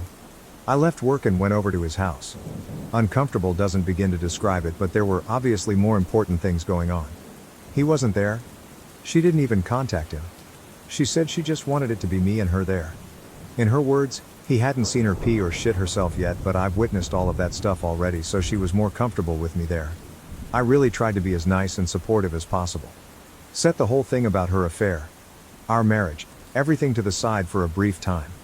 I don't really know what my purpose was being there, but I think she just needed somebody there so she didn't feel alone. She spent most of the time stretching and doing some sort of yoga labor routine and bouncing on this huge exercise ball. I twiddled my thumbs for the most part and looked through a bunch of his belongings. I was timing the contractions and they were consistent and slowly did get closer together, so I thought it was probably actually going to happen. It wasn't nearly far enough along to go to the hospital yet, and it was getting close to when he'd get home. I was planning how I'd handle that when she called me into the bathroom to ask her if I thought her water broke. It wasn't like in the movies with this huge gush of water. So he got home and I was there. He came into the house and the first thing he asked is, "What are you doing here?" I think he thought something else was going on. "No, you just left and went to work and left her alone when she was scared." He said he was home and he'd be with her until it was time to go to the hospital. He put his hand on my shoulder and said something like, "Thanks, bud, I got it from here and we'll call you when we're on the way to the hospital." He called me bud. I told him I wasn't his fucking buddy and to fuck off. I could tell she wanted me to leave. I'm not sure she really wanted me to leave so much as she was in labor and the tension between the two of us wasn't what she needed, and I knew that. It was his house, so what was I supposed to do? I left and prayed they'd actually call me instead of letting me know the next day that my kid had been born. She texted me a few hours later to say the doctor told her to go to the hospital. At that point I still didn't know if I was going to be waiting outside or what he'd decide was best for his apparent wife and child. I was allowed to be in the room. I didn't force my way in there. She said she wanted me to be there. He was there too. By far the single most awkward experience of my life, and the only reason I was able to excuse it was because she told me she wanted me there and I didn't want to miss the chance to be there when my kid was born and to hold my kid before he did. I can't imagine what the doctors and nurses were thinking. Fucking humiliating. Then the guy tried to police what I could see. I put the baby in there. He's fucking watching and it's like, this is still my wife and that's my baby. I chose to stay dignified and I ignored him the entire time. I was there to do whatever she told me to do and my focus wasn't on him, but in any other setting I don't think I would have been able to hold back. The baby came flying out. I mean, as far as labor goes. These are the nurses' words, and I trust labor and delivery nurses to know what they're talking about. She tore very bad because the baby came out so fast. The baby is so tiny, barely 6 pounds and only 18 inches, but perfectly healthy. I went home for a short rest, although I really couldn't rest at all. I went back today and of course he was there. Surprisingly, he said he was going to give us some time alone with the baby. Not sure if she had previously asked him to do that when I showed up or not, didn't ask. He even brought us all food back when he returned a few hours later. I wondered if mine might be poisoned, but I tried to be nice. He's still not gone, so I'm wondering how long he'll be around. I just can't let myself do anything that will make her try to keep me away from my daughter now. I don't want them making it difficult for me. I'd prefer not to share her name publicly, but I can confirm it's the name we chose for a daughter years ago. He had no say and he hasn't said anything about the name at all. It kills me to see him holding her though. I eventually left because it was just too much sitting there pretending to be like some bizarre company. I'll know I will get my time with her when he's not around. He's already posting them on his social media. I don't know how I'm going to do this, but I'm going to figure it out. I just have to find a way to be the bigger person because I won't let him or their relationship discourage me from being my daughter's dad. I totally get doing anything for your kids now, and if it means having to pretend to get along with him, I will. Additional comments from OOP. It's not about picking me. I just have a hard time not caring about her anymore. The fact that she was carrying my child made it a lot more difficult. Otherwise, I could have and would have cut all ties with her. I don't know, I still feel the need to protect her or help her. Hopefully it'll get easier now that she and the baby are two separate people. Honestly, I'm considering doing something pretty stupid. She's getting discharged from the hospital early tomorrow morning. I don't want them to go home with him, so I'm thinking about asking her to come home to our house instead. It's ridiculous and sets us up for disaster. It wouldn't be to be with her. I don't want my newborn baby going home to another man's house. I don't think it's for the baby's sake that I want to stop it. It's for my sake. But it's not like we'd be divorced and living together forever. So we'd live together for some period of time, but eventually we'd go our separate ways, date other people and so on. I can't trust her again. That would probably be worse for our kid in the long run. At least by being in two separate homes in the first place, this will just be the norm for her and she won't have to go through that heartache of being one family splitting into two. I just don't know how I'm going to be able to handle seeing my child going home from the hospital to his house. I'm honestly scared to be present when they're discharged because I'm not sure I can control myself. I caved and I asked her to come home with me when they was discharged from the hospital. I framed it more like, if you don't want to go home with him, you don't have to. I let her know she could come home to our house if she wanted to. She said she can. Why? Because he's done so much for her. He moved her into his house. They have a whole nursery set up. He loves her. I don't love her anymore after what she did, her words, but he loves her and accepts her even with the baby. She thinks she'll never find anyone who will love her and love our baby too, so she can't risk losing him. I tried to tell her she doesn't owe him anything. Just because he let her move in and there's a nursery there doesn't mean she's indebted to him, especially not when it comes to something this big. She said, I want to, but I just can't. I'm sorry. I left. I told her I couldn't sit there and watch the get into his car and go to his house. As a consolation, you can come over and see her tomorrow. Great. I know she did this. This is all her doing. But why am I the one feeling like I failed? This wouldn't have happened if I hadn't immediately shut her out. I basically just pushed her to him. OOP on the AP posting pictures of the baby online. Today I told him he can't post pictures of her online. He said he was just posting a few pictures to say how proud and happy he was of my wife. It wasn't weird. I said he can post her all he wants, but he can't post the baby. He didn't seem to be taking it seriously, so I told him I know he wishes he'd won this one, but he didn't. She's my kid, not his. If he's genuine about being all buddy-buddy and respecting me as the actual father, he'll respect my request. He said okay, he understood. We'll see. New updates. Life update, July 24th, 2024. Many people have asked for an update on my situation, but I've been pretty busy. There's the baby, plus a week of completely unrelated but never-ending annoying problems. Remember that book Alexander and the Terrible, Horrible, No Good, Very Bad Day? That's the week I've been having, but I'm not even going to get into it beyond saying I can't even stay at my own house right now due to a giant hole in the wall. I've been dealing with insurance and contractors all day, and they hit a water pipe. I'm still on paternity leave and continue to regularly spend time with my daughter. We have a set schedule for when my daughter comes to stay with me, so I've been spending less time over at his house. Sometimes my wife needs help during the day though, or just to be able to take a shower or a nap, so I will stop over to help her. Really, I just want to take advantage of any opportunity I can to spend time with her and bond with her. Plus, breastfeeding isn't working out very well. She's still not producing enough milk and I know she's upset about it, but it sort of makes things easier for me. At least she has help when the baby is with her, supposedly he helps, gets up at night, etc. I'm on my own, and I won't lie and say it's a walk in the park, but I think I'm getting the hang of it. The other day she called me and asked me to come over. She said she was on the verge of a mental breakdown. I've heard that line from her many times, when she cheated on me without my knowledge, and it was usually mostly related to her job. I got over there and she was saying she can't handle being a mom, she can't handle life, she can't function. She was crying. This time she couldn't run off the gym. She would if she could, but she's not really allowed to exercise yet. She won't talk to anyone, won't seek professional help. Some days she seems much better than others. She's just an easily overwhelmed person. Everything overwhelms her. Sometimes we have, dare I say, a good time together. The most she can really go as far as physical activity right now is walk.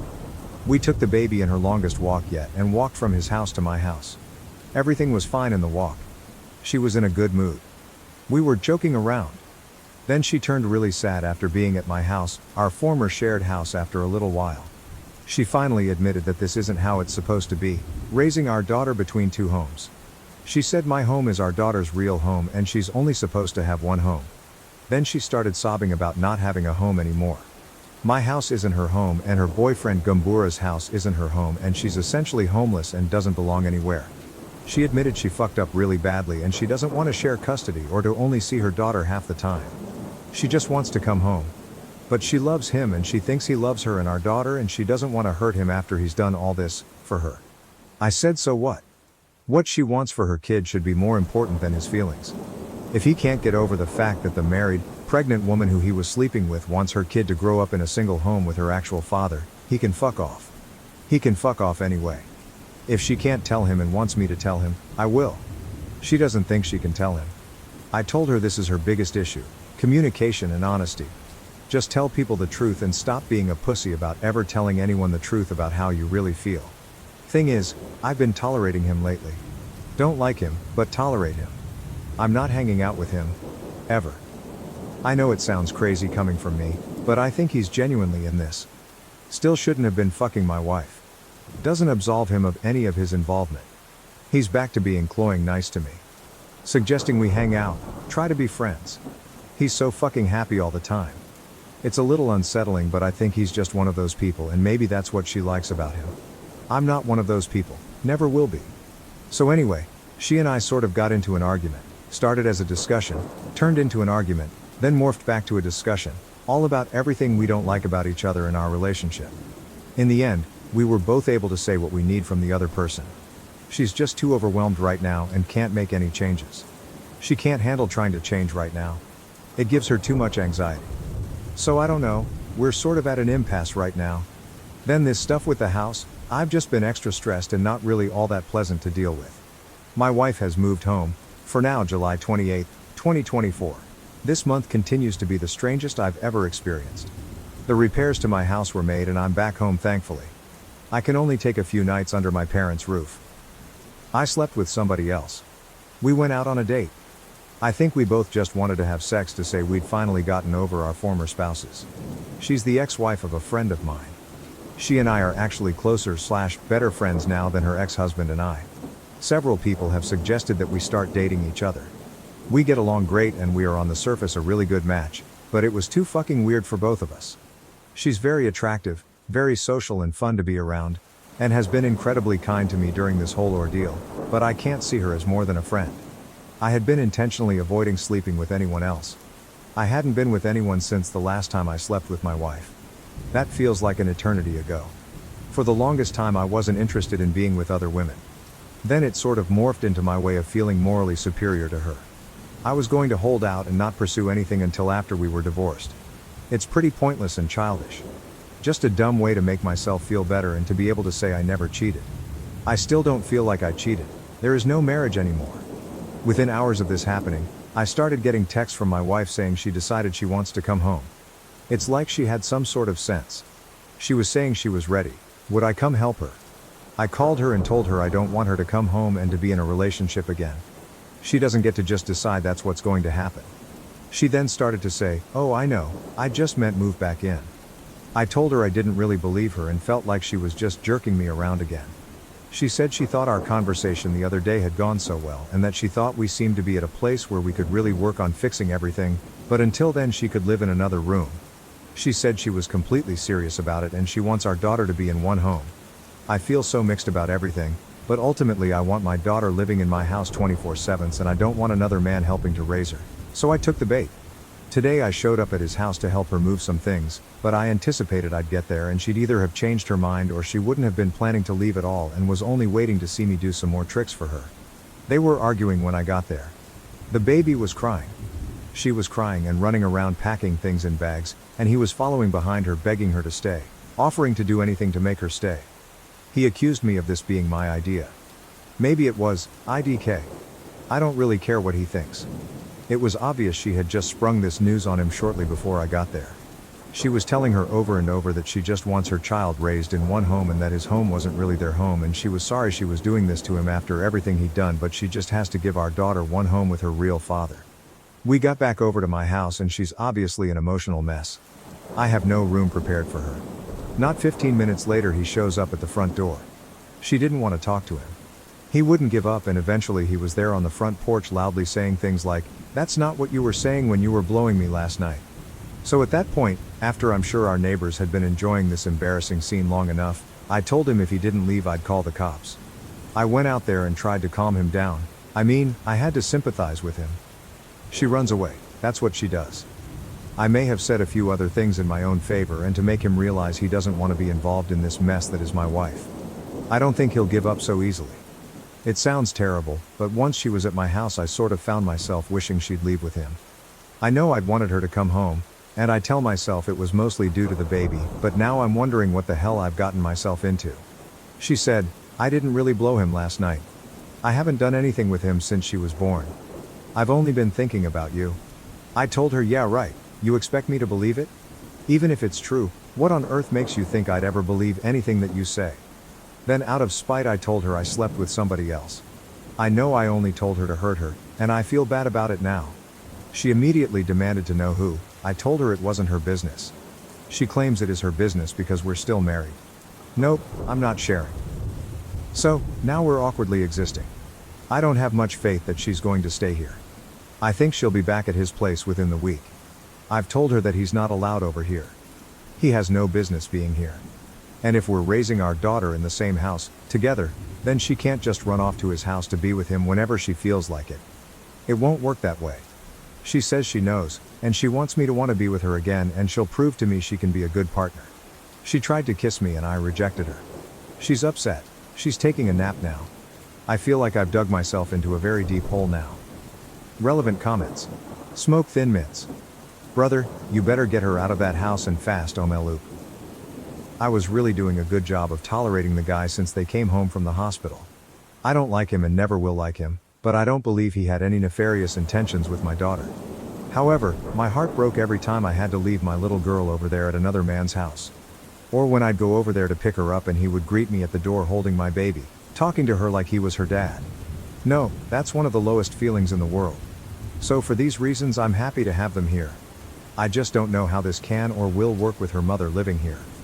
DC Photo 78, is this really the environment you want your child to grow up in? OOP, no, not at all.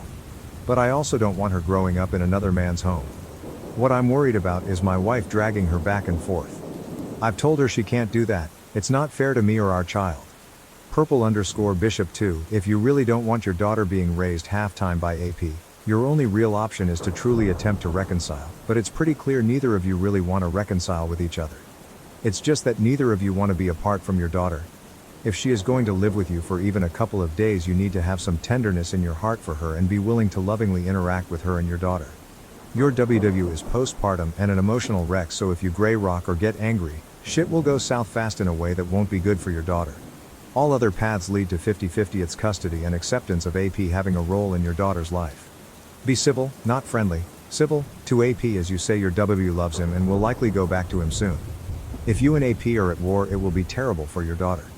OOP, I'm going to be nice. We sat on the porch while it was storming outside tonight and she was talking to the baby and said, "This is how it should be. Daughter's name, Mommy and Daddy." Several rude comments immediately popped into my brain, but I kept them to myself. I figure I might as well enjoy it while I can. Well, enjoy having my daughter here and maybe pretending we're a normal family for an hour. I'm not actually enjoying having my wife here right now. It's not making me feel good. I didn't mind when she was here the other day when we took a walk and came over here, but today I'm really not enjoying her being here. I'm going to keep that to myself. My husband abandoned us to see the Grateful Dead's final show, leaving me and the kids broke. I've decided to plan our divorce. Am I the asshole? My husband is a deadhead. His entire identity is built around this band, and he's seen them and their various incarnations over 50 times. Normally I don't mind, but 2 years ago I was in an accident that left me unable to work. I now receive a tiny disability check once a month for it. He works, but it hasn't been easy with the cost of everything skyrocketing. My disability check doesn't even cover the full cost of our rent, even though our rent is the lowest in our area. Long story short, Dead & Company is made up of what remains of the Grateful Dead, and this is supposed to be their last tour. We live on the East Coast, where he's already seen them twice, which was already more than we can afford, but a few days ago he took out a loan and bought tickets to go see their final show in San Francisco, along with round-trip air and hotel and whatever else he needs out there. Me and the kids are left with $10, some pocket change, and what feels like a very big fuck you. School starts back in a month and the kids both need school supplies and clothes. I could name 1,000 things we need, things that we're going without while money is tight, but this is what he chose to do. We're not going to starve over the weekend, but I don't even have enough money to go get them a pizza while their dad is having a blast on the other side of the country and hanging out with his online Deadhead fam. I understand that this band means a lot to him and I tried to be supportive of that, but I feel like he's crossed a line here. He refused to talk about how much all of this is costing us, but when I looked up the cost of concert tickets, flight tickets, hotels, transportation and food, the bare minimum figure I get is still around $1,000. It could very well be and probably is a lot more than that. I've supported him through a lot of things, but this weekend, while he's off having fun and leaving us to fend for ourselves, I'm slowly planning my divorce. I'm playing nice while I get all of my ducks in a row, but this is it for me. I'm tired of watering down essentials like shampoo or laundry soap, living off rice and beans just for him to turn around and take out a loan so he can go to a show all by himself across the country. Edit to say I commented somewhere below to let everyone know the current plan. Apologies if you have to scroll to find it. OP adds an update to a deleted comment. You guys, I wish I had the time to thank you all individually for the overwhelming support I've received here. I really was not expecting that when I posted. Even though I'm dealing with something so fucked up, I feel so much better than I did a few hours ago, knowing there are so many decent and kind people out there, so thank you for that. I mean it. As for everything else, divorce is inevitable. He might not be a total monster, and I'm sure on any other day I would have been able to tell you 1,000 different things that are good about him, but this is a huge betrayal and I just don't see how we're going to come back from that. We're only barely making ends meet now, and this one single selfish act of his leaves us thousands of dollars in the hole overnight. I'm occasionally capable of small miracles, but pulling money I don't have out of my ass isn't one of them. It's the weekend now, so I won't be able to even think about speaking to a lawyer until Monday at the earliest. I wish I could say I'm packing up now, but the reality is I'm stuck here, at least for a little while. The $10 I have in my account doesn't go very far these days. I'll have money again on the 1st, so tomorrow I'll be packing just the essentials, birth certificates and the like, and taking them to my friend's house for safekeeping for now. I'll also be calling my landlord to see about having my name removed from the lease agreement. I'm not going to tell my husband I'm leaving yet though. He's going to come home and tell me what a beautiful experience it was. Tell me how much he wishes I could have been there and how he'll take me one of these days and make it up to me eventually. And I'll smile and play along for the next 2 weeks. I'm not sure where I'm going yet, but I do know I'm not going to pay 3/4 of the rent just to be immediately broke again and have the lights and water and phone all turned off a few days later because he put us in this financial pit. I hope his social media fam are impressed enough by his presence and Instagram stories to make all this worth it to him. I hate it. I can't even begin to explain how hurt and shocked and tired and angry I am. I'm also numb. I don't know how it's possible to feel all this at the same time, but hey, here I am. Thank you though from the bottom of my heart. And for the handful of pecans wringing their hand about me being a leech and sucking the joy out of his life. Keep in mind that I worked from the time I was 16 up until I got hurt, and there were plenty of times throughout this relationship where I was the breadwinner.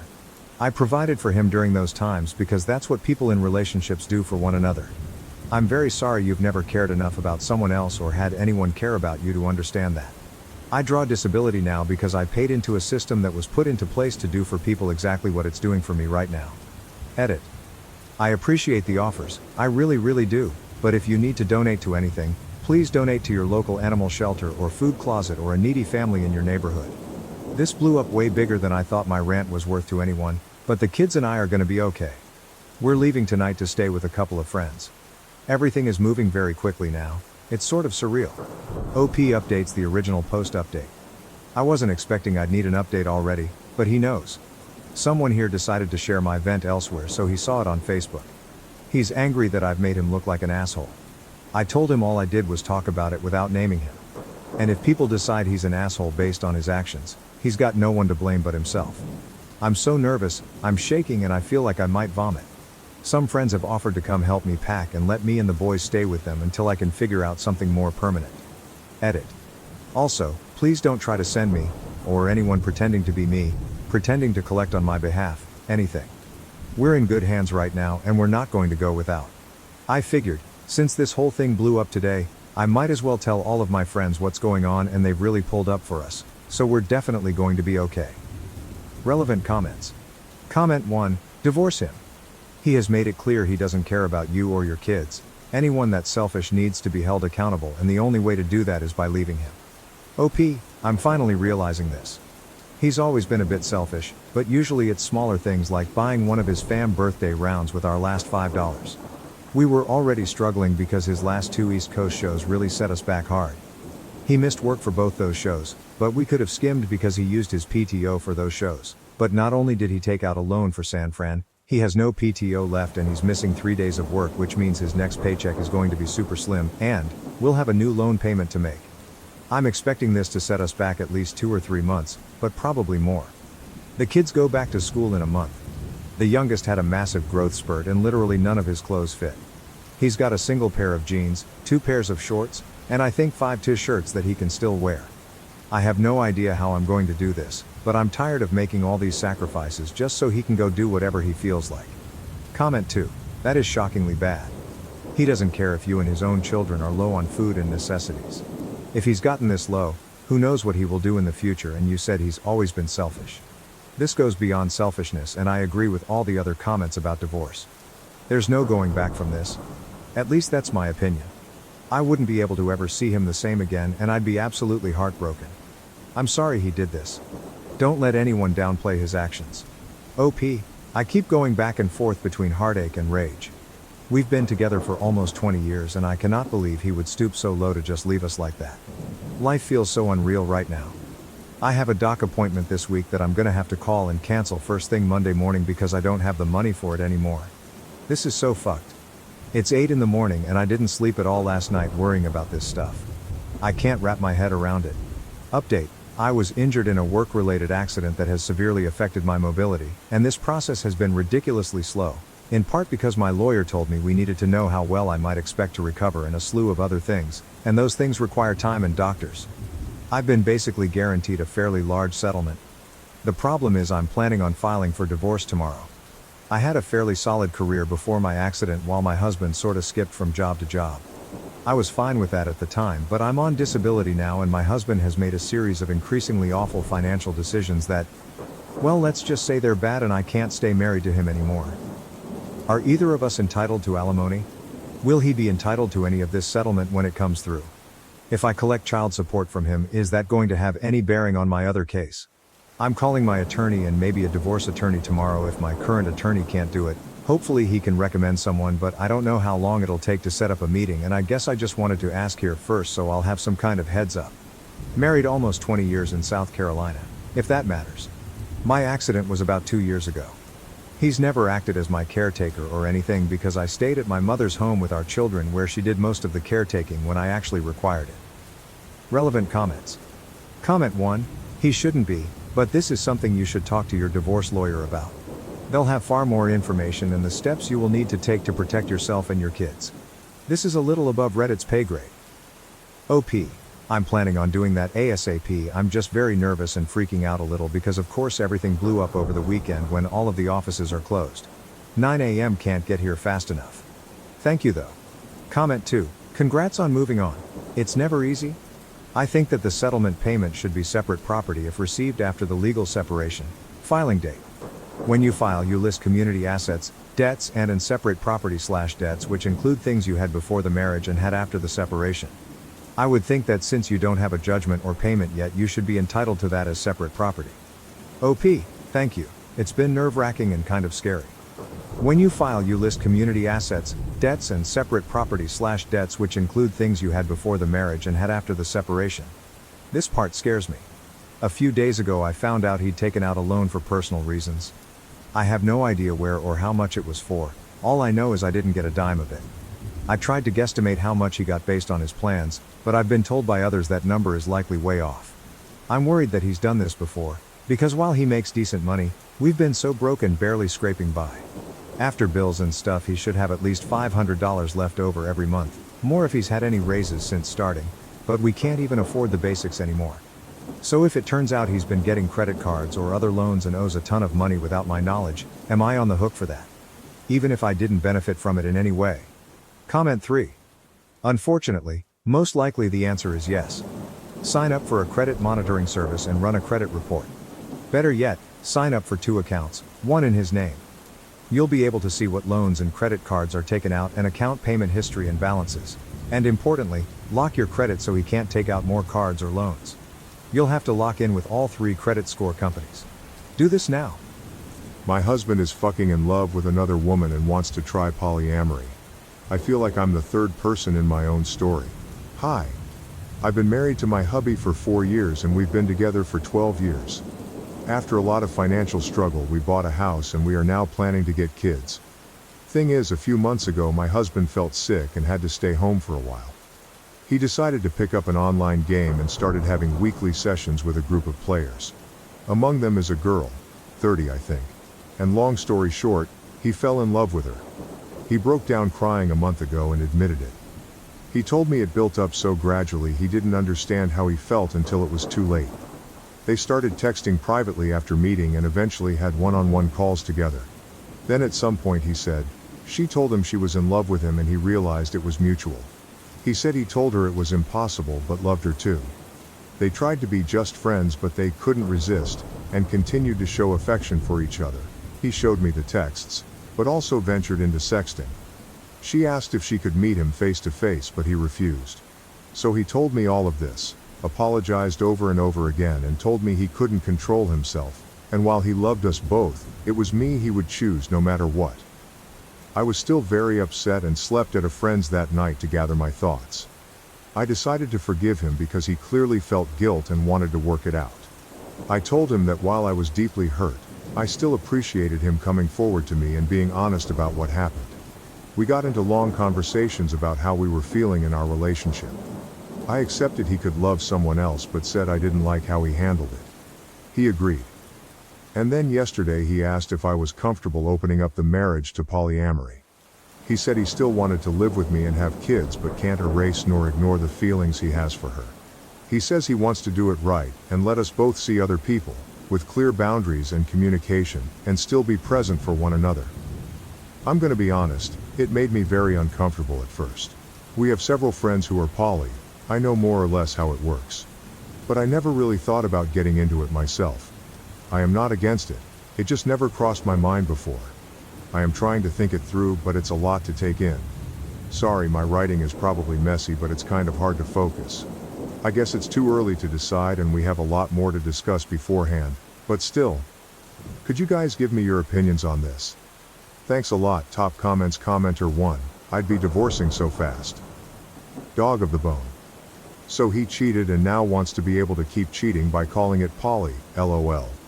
Come on. Do not have kids with this man for the love of God, and if you have any self-respect you'll be serving him divorce papers as soon as possible. Sorry your husband is a cheating ass. Swamp cats. You got married under the assumption you would remain monogamous. He is trying to fundamentally change the nature of your relationship. If I were you, I would drop any attempts at conceiving and figure out your next steps. Personally, I would not stay with someone who desired an open relationship. You need to decide if it's something you're willing to entertain or not. Update 1.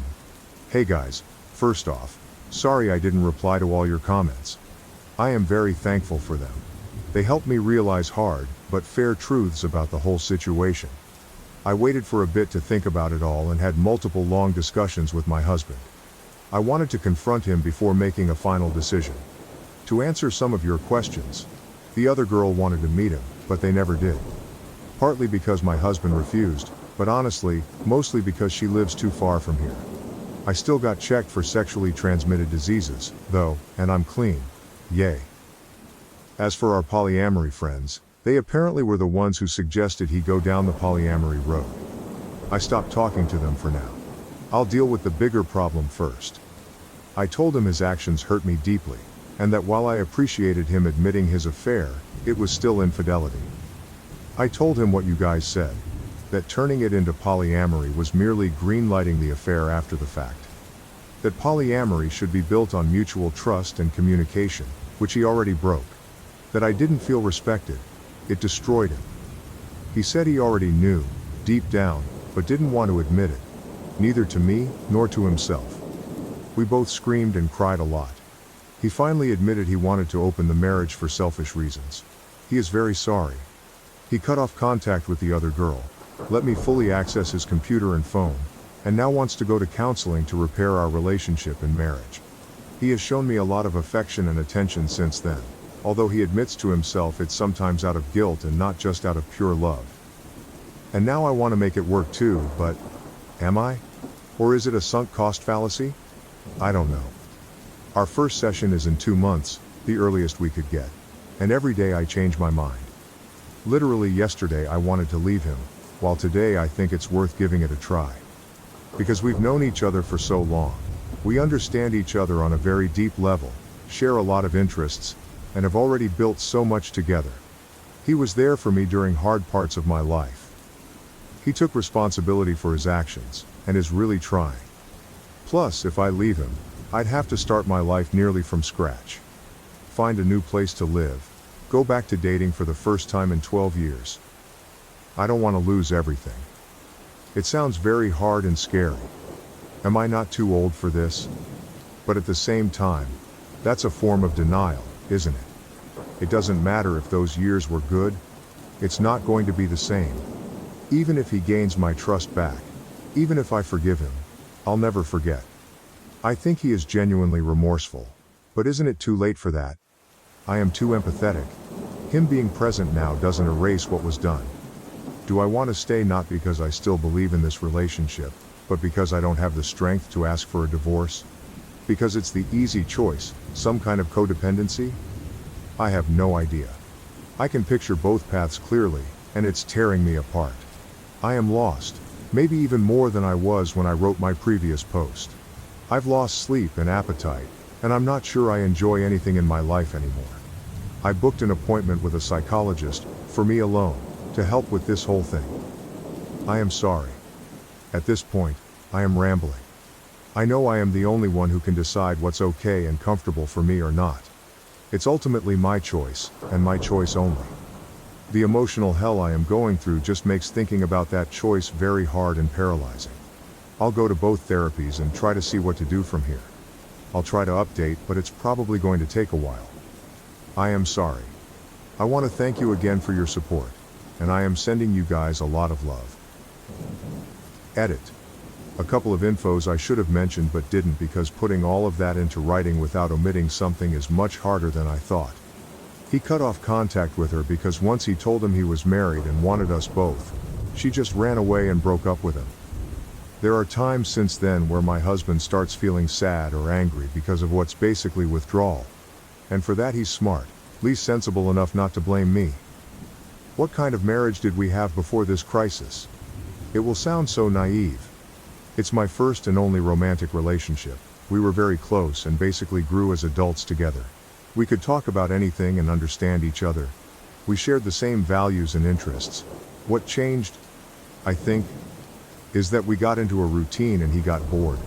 During our argument he said he was addicted to the attention the girl was giving him and that he felt I didn't show him I was in love with him enough anymore. I told him that even if it was true, he should have told me instead of having an affair. On one hand I have my faults too and I could accept this as one of them. On the other I was taking care of him and the house while he was sick. I don't think he believes it. I don't think he means it. But it makes me wonder whether I was actually a good wife for him, even though I am not responsible for his actions. Thanks again for your support, y'all. It's a lot to process, but it helps me so much. Relevant comments OP on if she and her husband have kids and plans on getting counseling. OP. Kids are off the table. If we do go into counseling, and it goes exceptionally well, maybe we'll talk about it. But for now, the distrust is already there. He says I love you, but I never know whether it's to regain my trust, whether he means it or not. Even if he does he love me or is it a lie he tells himself? Dog of the bone. If you choose to stay, don't be surprised if in a year you find him talking to someone again. Cheaters are sneaky. They'll show remorse and swear they've changed. Meanwhile, they're smirking inside because they've started a new affair and think they can get away with it this time. OP. Thank you. It's obvious and well known. Once a cheater, always a cheater. But reading it helps me fight denial. I really need to break up with him. If not for myself, just to show him that actions have consequences. Final update. Too long, didn't read, we are divorcing, hooray. Trigger warning, emotional affair, manipulation, self-harm threats, psychological abuse. Hey, I hope you are doing well. A huge amount of things have happened since then. I'll quickly summarize, feel free to check my profile if you want to know more. It was a very, very unpleasant ride. So, my soon-to-be ex-husband had an emotional affair online and tried to make me greenlight it by asking for an open marriage, where we'd be allowed to have side adventures. I refused and his affair partner dumped him. He begged me to try to reconcile with him, to which I agreed, while I was actually trying to prepare my exit. We both went to individual therapy, still am. We separated temporarily 3 times, but every time I came back it went terribly. He was desperate. He kept trying to cross my boundaries, love bombing me, playing the victim, asking to touch me even though I established I didn't want to, threatening to kill himself if we were to divorce. I could go on and on. This made me finally realize, along with my therapist's help, a lot of self-reflection and my exchanges on Reddit, that I was in an abusive relationship. Which is an important part, actually the most important part, of this update. Please look up definitions and examples of abuse, because I had no idea that what my husband had been doing all these years, even before the affair, counted as such. In his case it was psychological abuse, manipulation, gaslighting, guilt tripping, blame shifting, emotional blackmail, nothing aggressive or mean, which turned me into a very submissive partner over the years, always catering to his needs while erasing mine. I rationalize everything. It happened subtly and gradually and I was too naive to see it for what it was. His emotional affair and open marriage proposal were the natural continuity of that. Of course, the more I tried to get away from him, the more manipulative he got. Now that I was aware of it, I knew what he was doing. But fighting years of conditioning, even if you recognize it and succeed, is fucking exhausting and disarming. So, earlier today, I brought a friend home to assist me. We sat down, the 3 of us, and I told my husband we were over and I handed him the papers.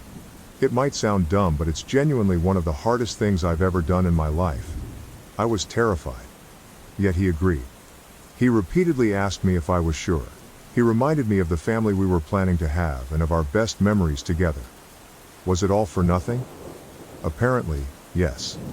He was heartbroken, clearly mad and frustrated. But still, he agreed. He signed them and went back to his parents for now. We still have to go through the whole procedure, separate our assets, decide what to do with the house and all.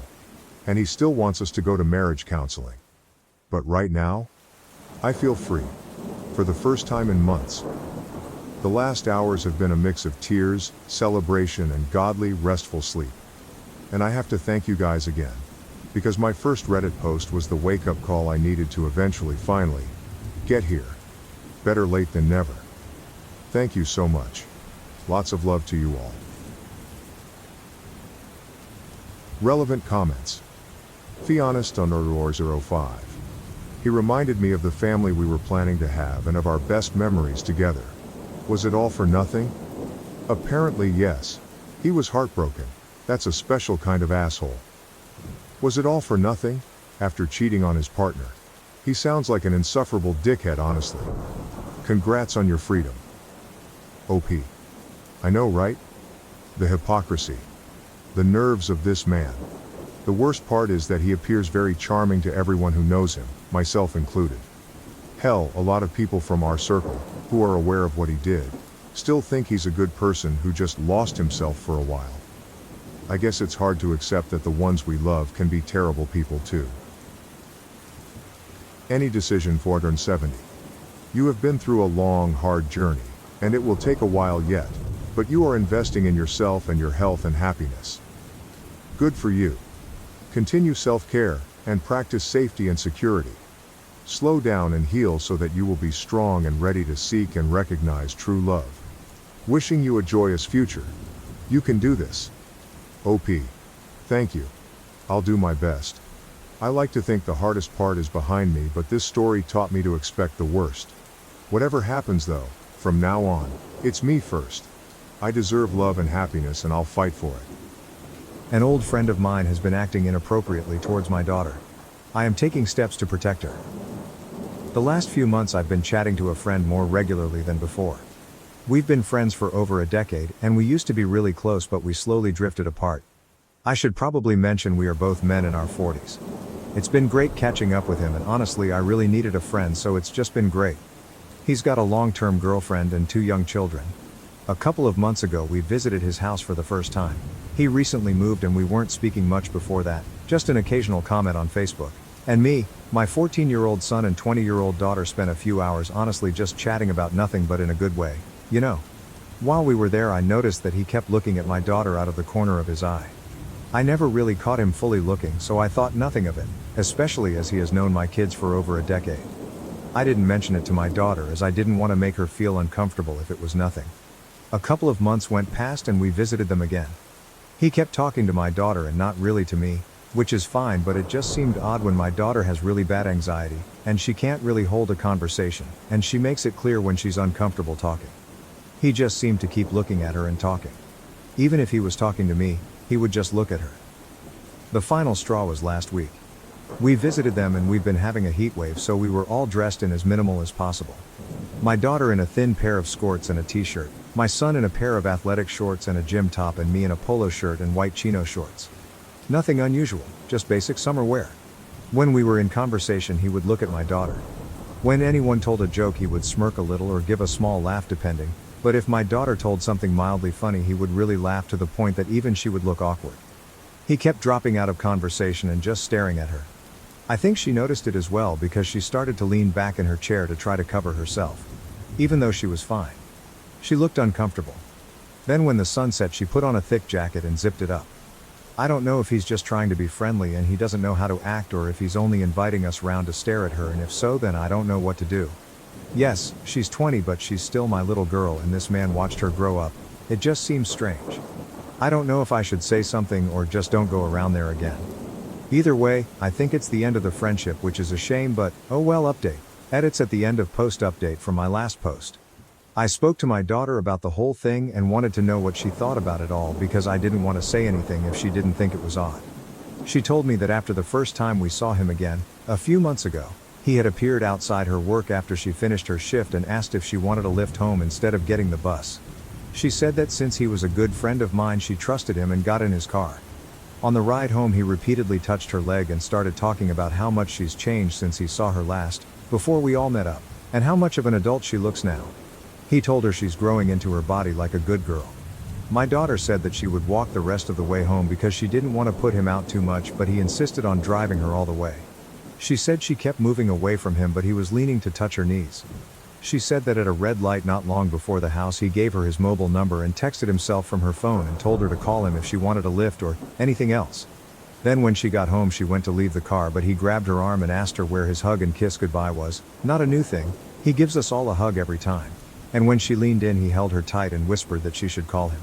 In the last few months since then he has repeatedly been sending her explicit texts and images and waiting outside her work asking her if she would like a lift home, even though every time she said no. She said she didn't want to say anything because she didn't want to upset me as he was the only friend I had. I feel sick thinking about this. This is my daughter. She's 20 but she's still my little girl and I feel like I've put her in danger.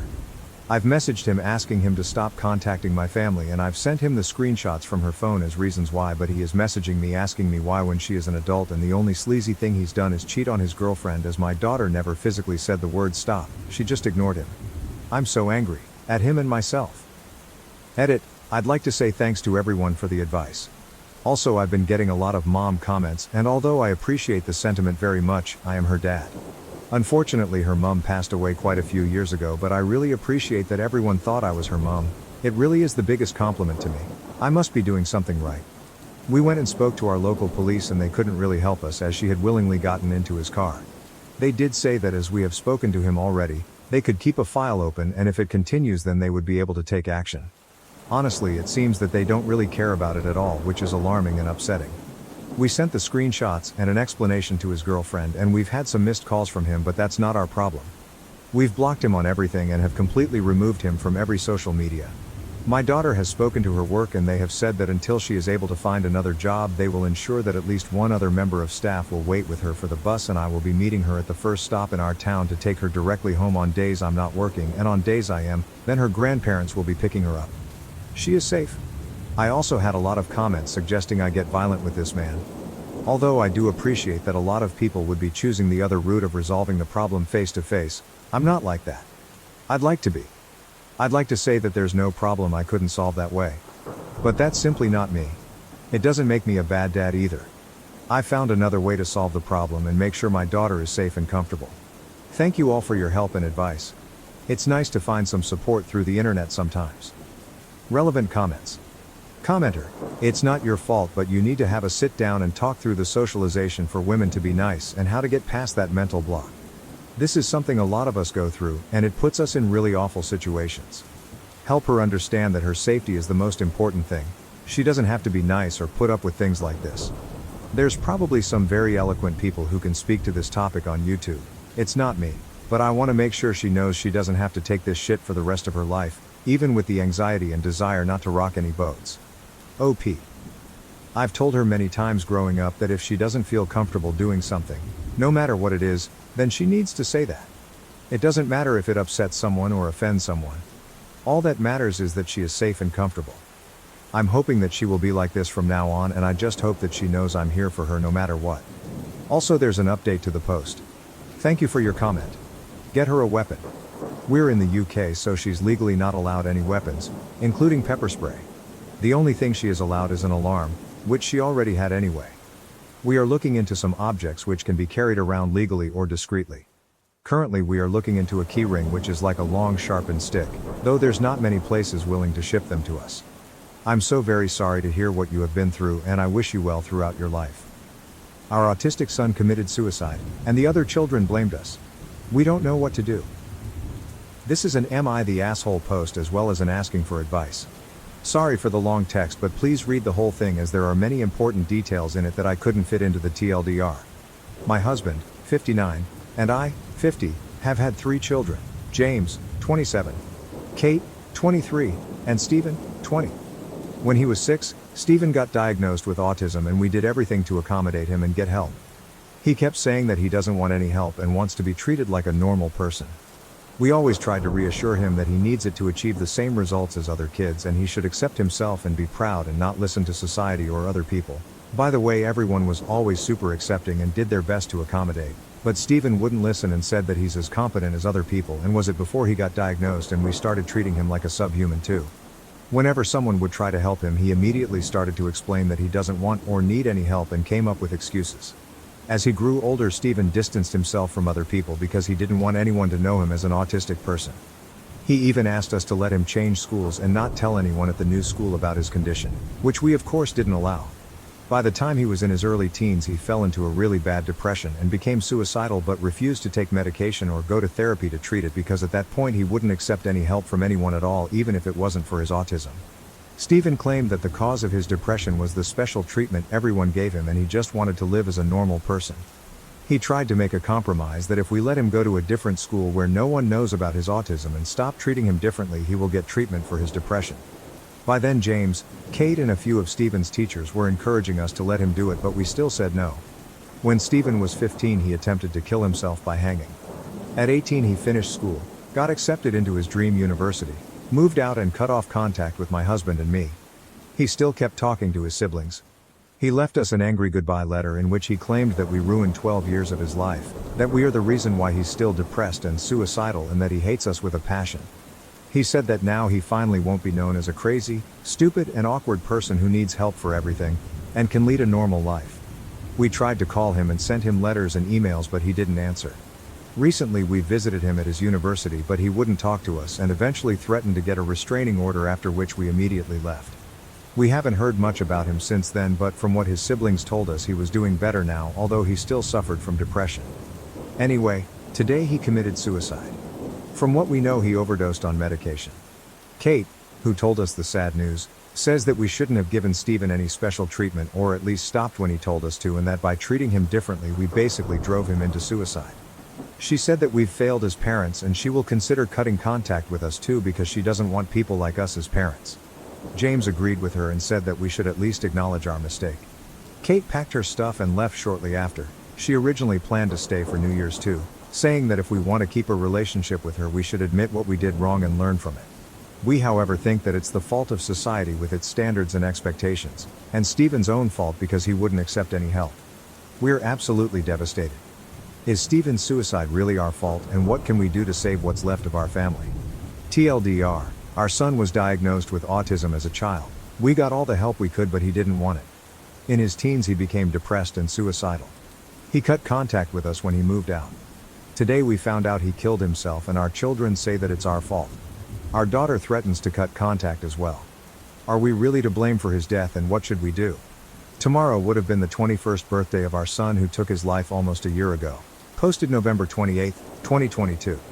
Tomorrow would have been the 21st birthday of our son, who took his life almost a year ago. My husband and I, 60M and 51F, have had 3 children. Steven, 20M, Kate, 24F, and James, 27M. At the age of 6, Steven got diagnosed with autism, and we did everything we could to get help and accommodations. Everyone was super accepting and did their best to accommodate, and we always told him to be proud and not care about social norms, but Steven still refused to accept any help and demanded that we stop treating him like a subhuman. No matter how many times we told our son that he needs help to get on the same level as other children, he wouldn't accept it. As he was approaching his teens, he gradually isolated himself from the world. He had no friends, no hobbies, and avoided spending time with us, although he didn't mind spending it with his siblings. He avoided other kids at school, and as soon as he got home, he would lock himself up in his room, and only went out when absolutely necessary. When he was 10, he also began to refuse to celebrate his birthday because it reminded him that yet another year has gone by and everything is still just as bad. He ended up getting depression and suicidal thoughts and blamed it on the special treatment we gave him. We tried to get Steven therapy and antidepressants, but he refused because at that point he wasn't accepting any help at all, even for things that had nothing to do with his autism. When he was 15, he tried to kill himself by hanging, but luckily, he survived. Steven tried to make a deal that if we let him go to a different school where no one knew that he is autistic, he would accept treatment for his depression, and even a few of his teachers as well as his siblings told us to let him do that. But we didn't allow that because we didn't think that he would get through school without help. Right after graduating school, he was 18 at the time, our son got accepted into his dream university, the University of Oxford, and moved out. We didn't even know that he had applied to university and only found out from the goodbye letter he left. It was a very angry and hateful letter. He said that we ruined 12 years of his life and went on a rant about how much he hates us. He cut off all contact to us, but kept talking to James and Kate, and blocked us everywhere. We tried to contact Steven from other numbers, emails, and sent him letters, but he never answered. According to our other children, he was studying chemistry and biology. He always expressed an interest in those and science in general growing up, and in his last years with us also said that he wanted to get a PhD and become either a pharmacologist or an organic chemist, although we thought that would be too hard for him. And had even made some friends. My husband and I visited him at university at the beginning of last November, but he wouldn't talk to us and even said that he will get a restraining order against us if we don't leave him alone. About a month after that, he attempted suicide again, this time by overdosing on medication, and unfortunately, he succeeded. Kate blamed us for his death, saying that he repeatedly told us how much he didn't want to be treated differently, but we never listened. She has since also cut off contact because she couldn't and didn't want to forgive us for killing her brother. Our other son has also been visiting and talking to us much less since then. In just a couple of months, we have lost pretty much all of our children. We tried to distract ourselves, but with Steven's birthday coming up, we can only think of him and our other children, even if they have abandoned us and he didn't like to celebrate his birthday. How do we get our daughter to talk to us again? Posted December 12, 2022. We miss him so much. Our 60M and 51F daughter Kate, 24F, completely stopped talking to us about 10 months ago. She did it because, according to her, we are to blame for her younger brother's 21M suicide, which happened about 1.5 months prior to Kate cutting off contact to us. However, at the time of his suicide he has already also been no contact with us for over a year. He left for university, stopped talking to us and blocked us everywhere immediately after graduation, and we didn't even know he had applied for university. With the exception of one time when we visited him at university, and even then he didn't talk to us. Kate's other brother, 27M, still regularly talks to her, and we've tried to get him to get her to talk to us again, but he refuses because he thinks that Kate doesn't have to talk to us if she doesn't want to, and he also believes that our youngest killed himself because of us, even though it doesn't make any sense. She doesn't talk to any of her other relatives. We've reached out to her on social media but she didn't answer, and although we knew where she lived until recently, we visited but she was never home. According to her brother, she has moved to NYC this September because she enrolled into a PhD program at some university there, so we don't even know where she lives now. What can we do to get Kate to talk to us again? My husband's drinking problem is getting out of control. What can I do? Posted December 18, 2022. My 51F husband, 60M, has had a drinking problem for somewhat over 2 years now. He usually drinks vodka and occasionally wine and has 5 shots of vodka on weekdays and sometimes up to a whole bottle on weekends. When he drinks wine, it's even more, and he will even have an entire bottle during the week. When he's drunk, he is extremely angry, and although he doesn't get physically aggressive, he screams and yells a lot, and I basically don't get any real time with him, with the exception of the occasional few hours on a weekend, because he gets drunk as soon as he gets home on workdays and often starts drinking by around noon on weekends as well. His drinking problem comes in waves.